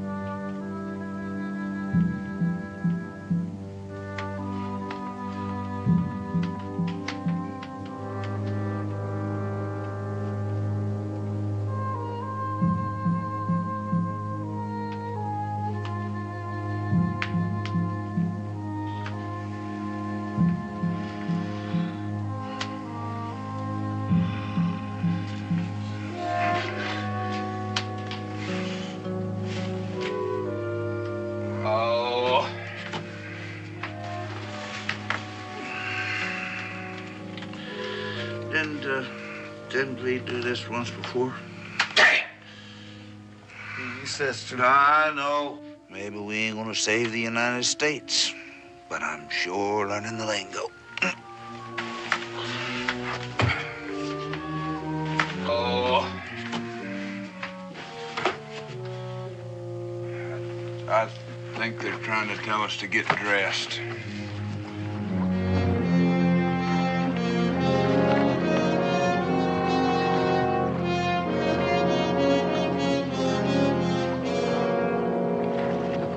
Again, senores. Yeah, and I'm getting a little tired of it. The price of liberty, my friend. Hey, quítese ese uniforme. And now, what did you think of El Capitan Torres? We thought he was a dingbat. If you mean snake, you have been observant. No, he's a dingbat because he overpaid us for our furs. When a man overpays, isn't he buying something more than you bargained for? Meaning what? Meaning your suspicions of his patrols on the wrong side of the Mississippi? You're on the wrong side of old Muddy yourself, aren't you, Admiral? Ah, even if I wanted to, could I conquer the United States with this small band of Osage braves? You seem to trust him more than you trust me. Yeah, well, he's got an agreement with our government. Caray, que bruto, bruto. I risked my best men to bring back 2 fools. Here, come on.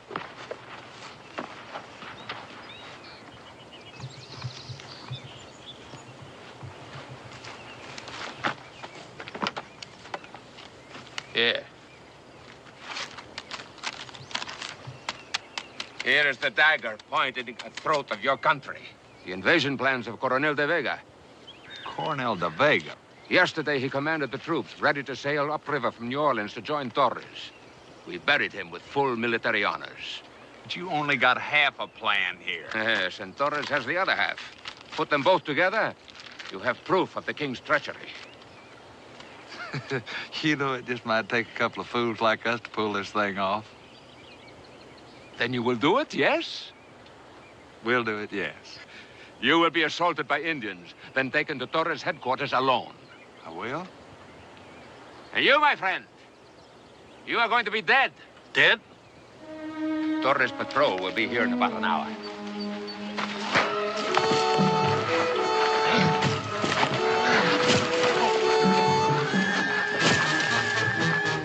A little realism, amigo. We must convince Torres you were really assaulted by Indians. Sounds good. At an appropriate time, I will make an appearance at Torres' headquarters. Posing as De Vega's orderly. As soon as he uncovers his half of the plan, then we make our move. Can't you convince your friend this is just a ruse? Gabe! Gabe!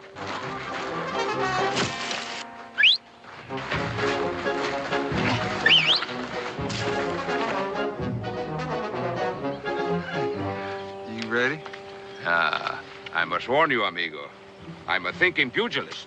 I'll just try to hit you when you're thinking.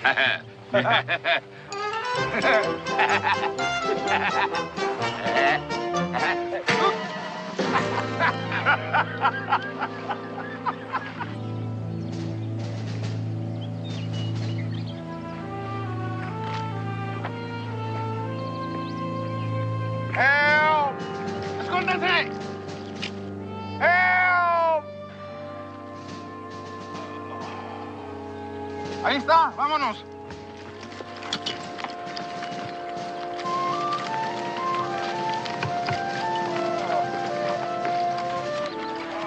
Toma el rifle. Dame el agua.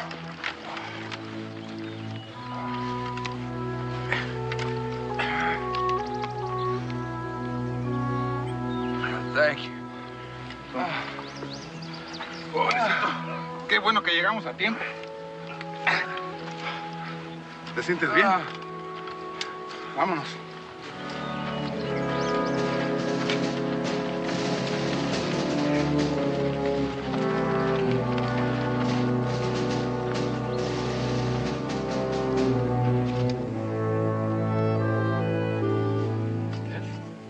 ¿Nada más? Ahí No. tienes. ¿Ya está? Thank you. Gracias. De nada. Está bien. No tiene nada roto. Gracias, doctor. De nada.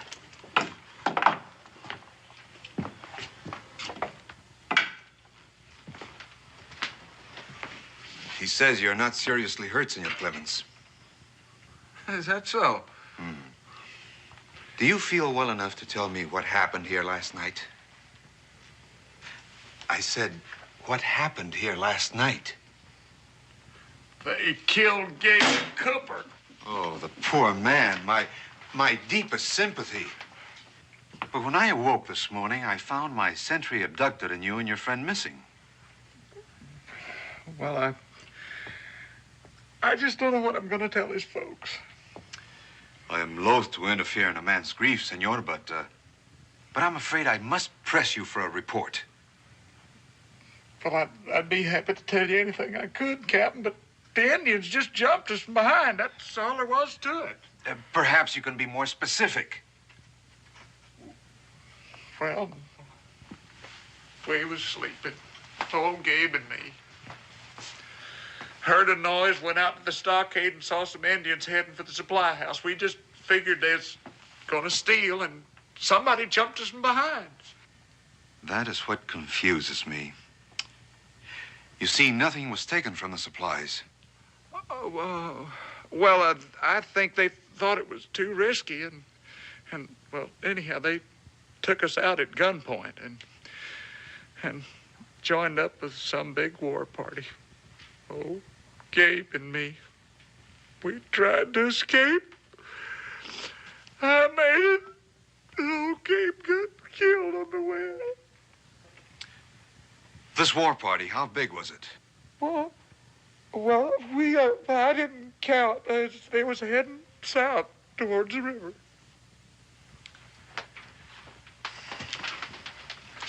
I appreciate your cooperation, senor. I shall bother you no further.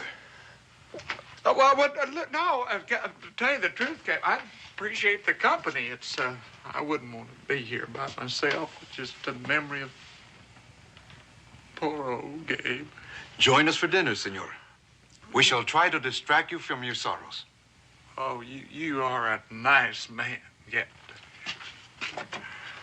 Poor old Gabe. He was always so happy. Oh, now you're getting it. Now you're getting it. Of course, it ain't no couscous. Few more greens, honey. Oh, wow. Of course, you girls are so pretty, a man would be plumb loco to complain about your cooking anyway. Oh, no, thanks. One more bite, and we're gonna bust. But you've been so hospitable. At least I should do is play you one song, huh?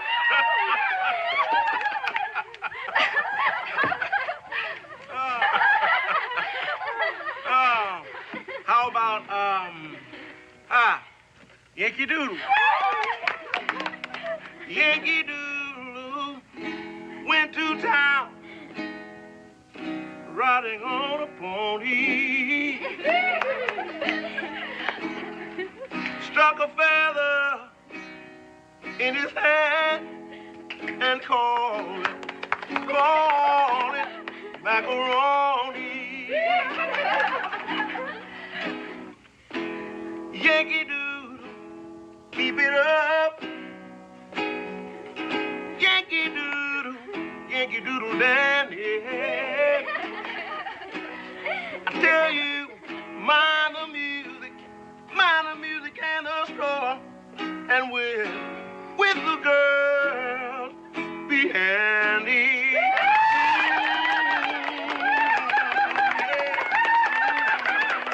Mother, dig my grave and dig it deep and narrow. Poor William died for me today. Un ayudante, mi capitán. Víctima de un ataque de los indios. ¿Quién es? Es un sirviente del coronel de Vega. Coronel de Vega. ¿Estás seguro? Sí, mi capitán, el coronel de Vega. Hazlo pasar. Muy bien. Oh, dig the deep. Joselito, will you see that Senor Clements gets to his quarters, please? Sí, capitán. Deep. You mind? Get away from me. Let me alone. I told you to get him out of here. Sí, capitán. Help me, Joselito. Qué pena, qué pena. El mejor comandante de todo el mundo, el coronel de Vega. Ay, qué pena, qué pena. Deja de babosear y dime inmediatamente. ¿Qué ha pasado con el coronel de Vega? Indios salvajes. Posiblemente 100. Debe haber muerto de 100 heridos. Muerto. El coronel Vega muerto. Le traje esta carta. Estaba muy ansioso de que usted la recibiera. Poor William died for me today. He'll die for me tomorrow.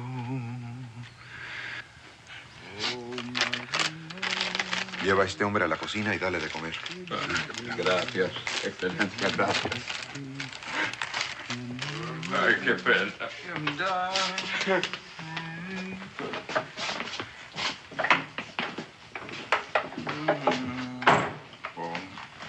Joselito, llévatelo de aquí. Sí, señor capitán.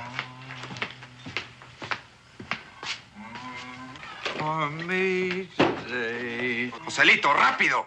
Sí, señor.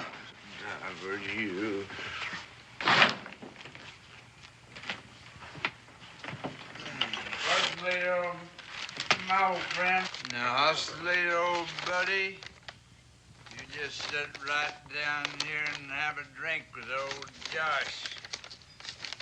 Because it ain't no fun drinking by yourself. Please, Senor Clements, let me carry you to your room. Please, senor.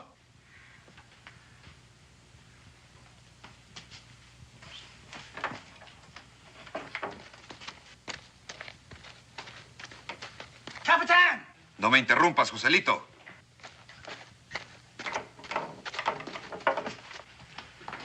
I'm sorry, Capitán. I can do nothing with this man.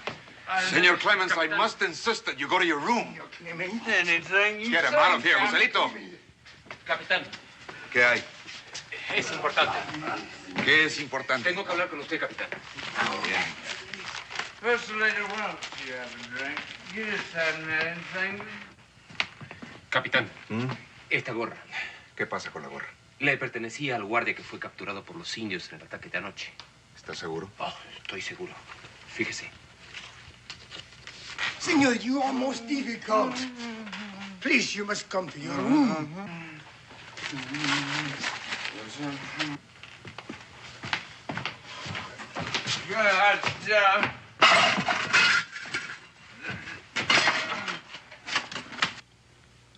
Saca a ese borracho de aquí.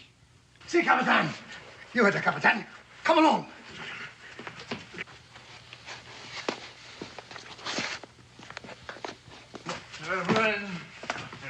Brave and narrow. Captain, I'm leaving.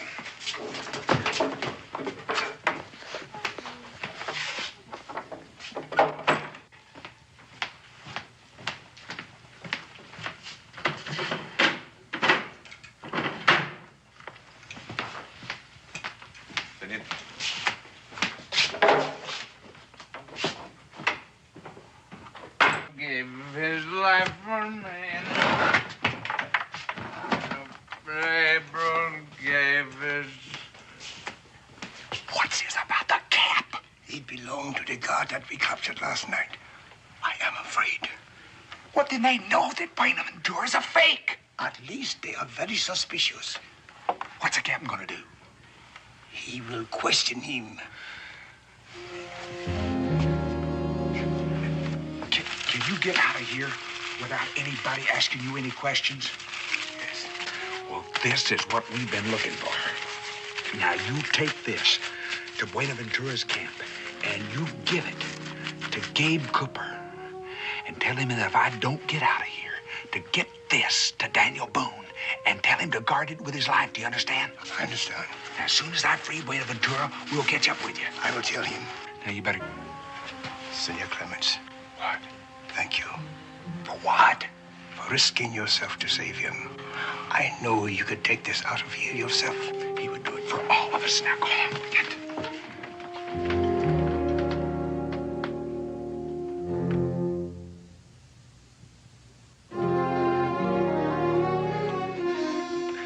Ante Dios, lo juro. Le he dicho la verdad. En el nombre de mi santa madre. Cada palabra que le he dicho es la verdad, lo juro. ¿Dónde encontraste esta gorra? Es mía. ¿Y la carta? Como le he dicho, me la dio el coronel.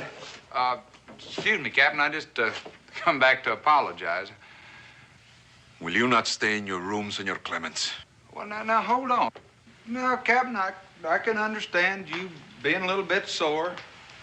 But I went out and got some fresh air, and I figured I'd kind of made a fool out of myself, and I just wanted to come back and apologize to you. And if you'll let me have a cup of coffee, I'll go on and won't bother you anymore. Get it and get out. ¿Hasta cuánto piensas seguirme mintiendo? Le juro, es la verdad. Échalo fuera. I want to say you've been a real good host, Captain. I got a lot out of this visit. Everything I could ask for. Enciérrenlo. Yo me encargo de él después. Sargento, enciende el fuego. Sí, capitán.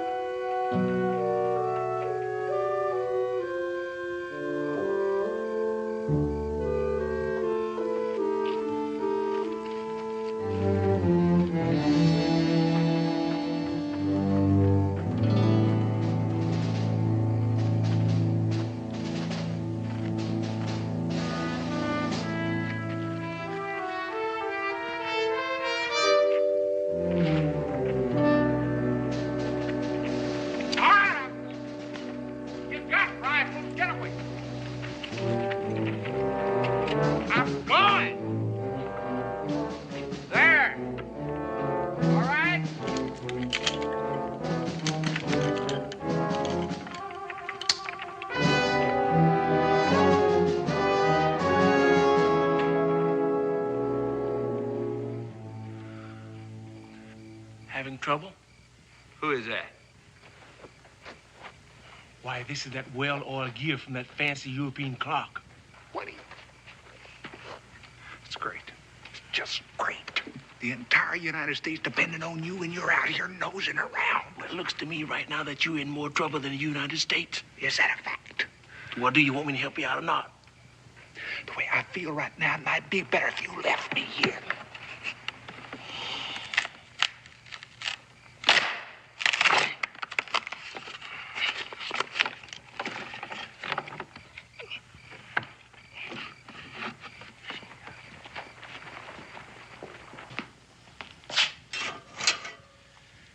Te doy hasta 3 para que me digas cómo conseguiste la carta.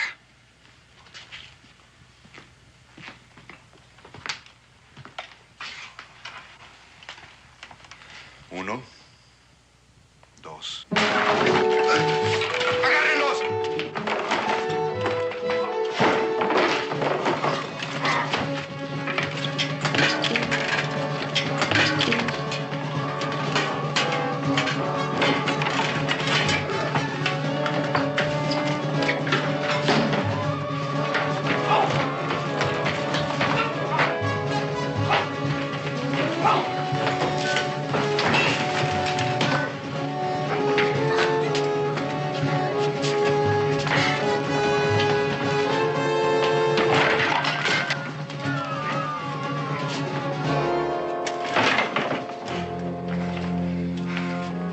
¡Guardias!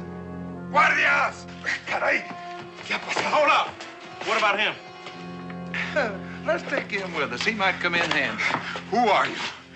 We're just a couple of trappers and a pirate trying to get along. You ready to go? After you, Senor Clements. Senor Clements, the plan. You got it? We got it. It's a little singed around the edges, but we got it. Here, you carry this. Makes me powerful nervous. Oh, I wish Daniel could read Spanish. Because you're never gonna believe this.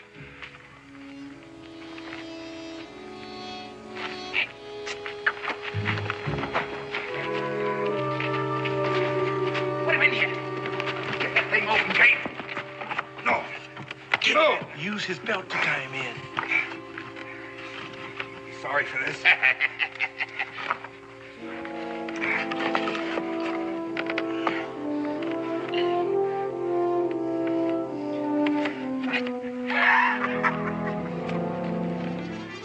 Sargento! Josh, over there, over there. Come on.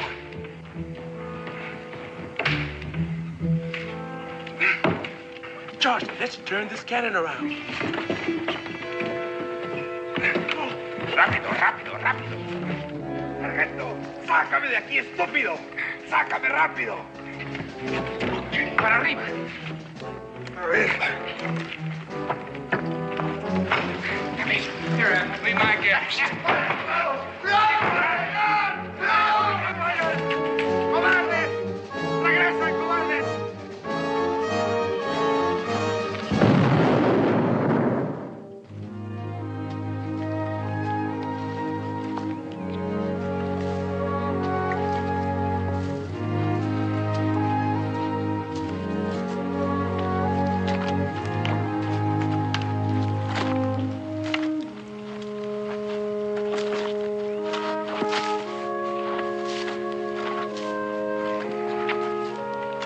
like the rendezvous is over.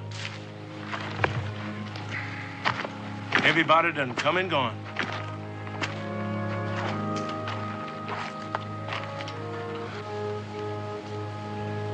Not everybody. I'm plumb tuck it out. I think I'll sit down here and rest. Why don't you go and talk to old Daniel? No, I'm a little tired myself.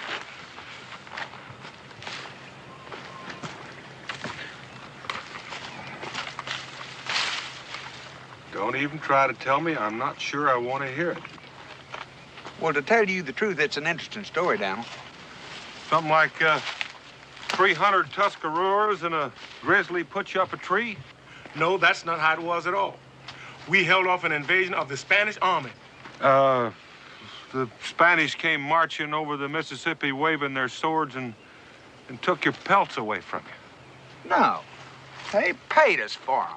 Top money, too. And this is a map of the invasion plan of the Spanish. Now then, if you're through jawing at us, I think it'd be a good idea if we took off east and gave these to the government. That's right. Here we sit talking while the whole country is endangered from the jewel knife of Charles III. Come on, Gabe.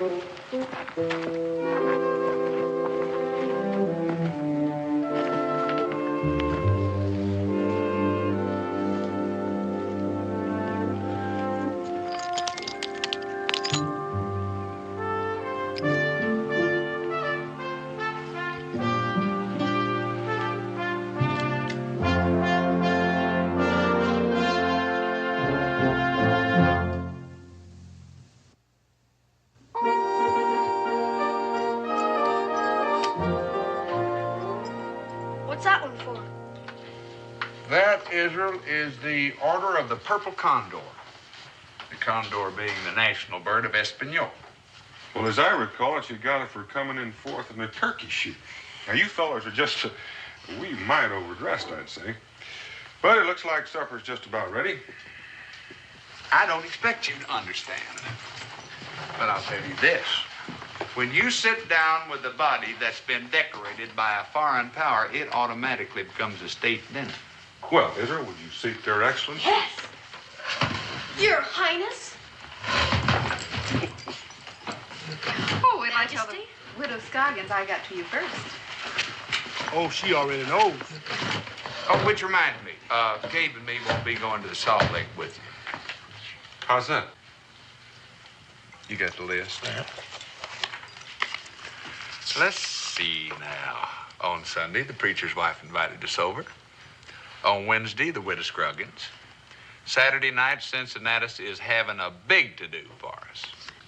Oh, my. That about covers Boonesboro gentry, doesn't it? That's right. Sounds like you two are going to be eating kind of high off the hog next couple of days. Israel, there's something about heroes that gets to people. You know, it just doesn't seem quite fitting to be feeding cornbread and pan drippings to two bodies that just saved the United States. Well, Rebecca, I'm almost ashamed. Gabe and me would like you to know that these medals ain't gonna make any difference between us. You're sure? I'm sure. I'm positive.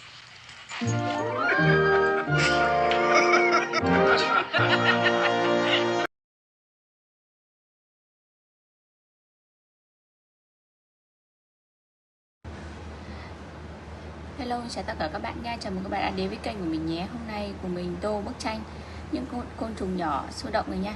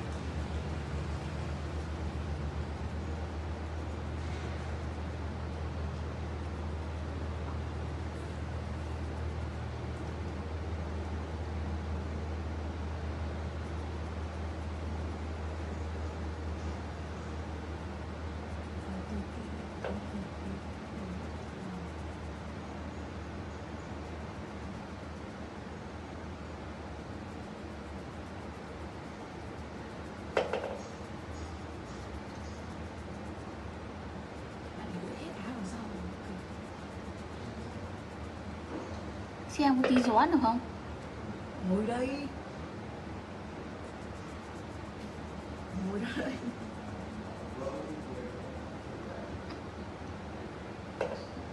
Ngồi ra đây.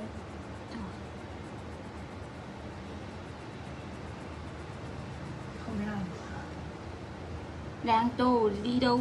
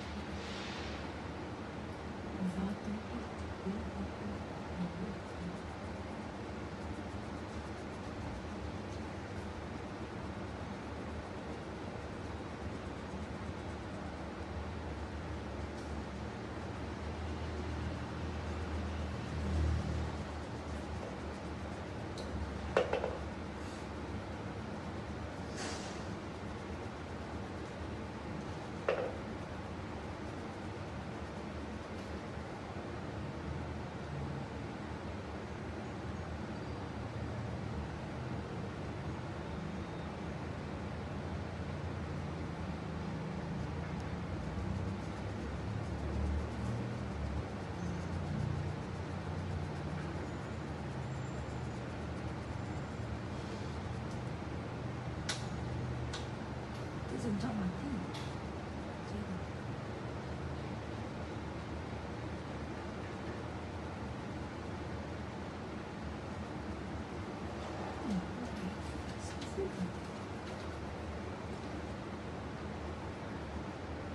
Mình sẽ kết thúc video tại đây nha. Cảm ơn các bạn đã xem video của mình.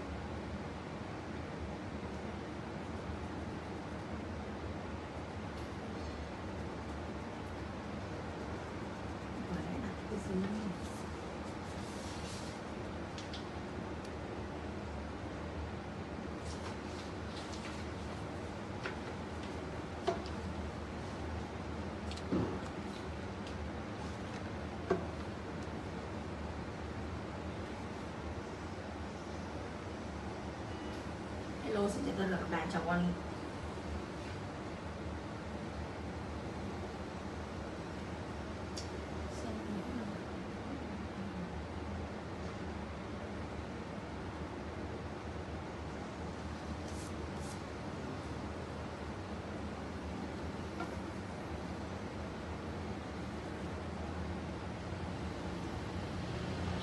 Hello, xin chào tất cả các bạn, chào mừng tất cả các bạn đã quay trở lại với kênh của mình. Hôm nay mình sẽ tiếp tục tô bức tranh Mèo Con Đang Thư Giãn Trong Vườn Hoa này nhé.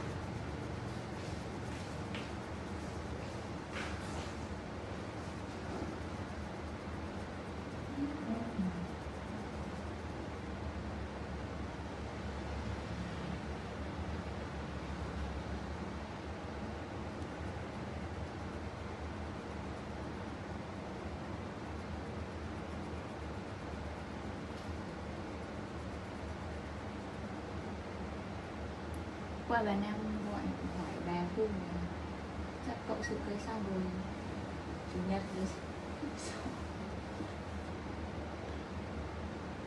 lại chủ nhật. Không biết chắc lại thôi sao.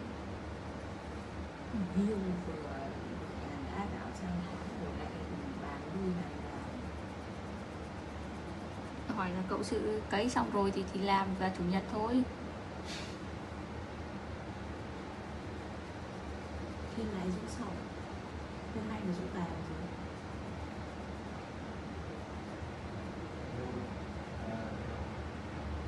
Ôi Thảo ơi, mẹ em bảo là để sang tháng hết mà.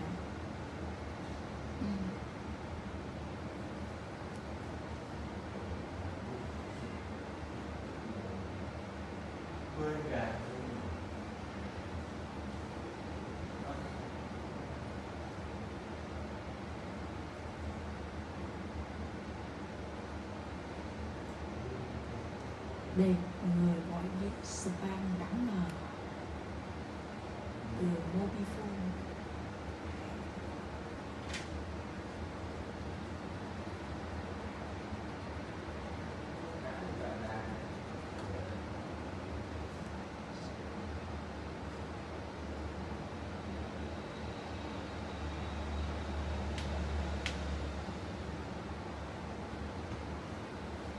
Hấu hẳn vậy.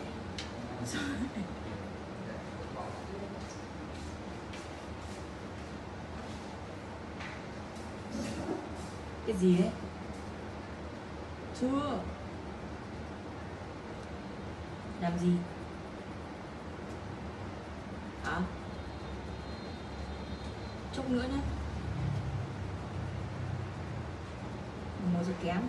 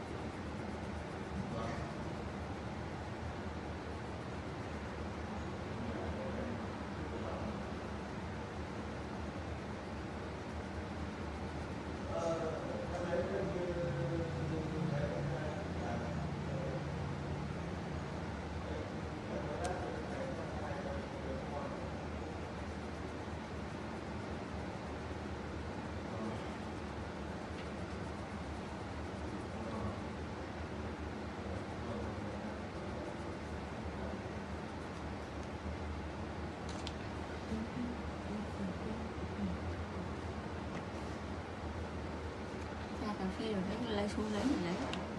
Và nó không kết thúc ở đây. Tụi em là xong rồi. Mình xin kết thúc video tại đây nha. Hẹn mọi người vào những video tiếp theo của mình nha. Bye bye.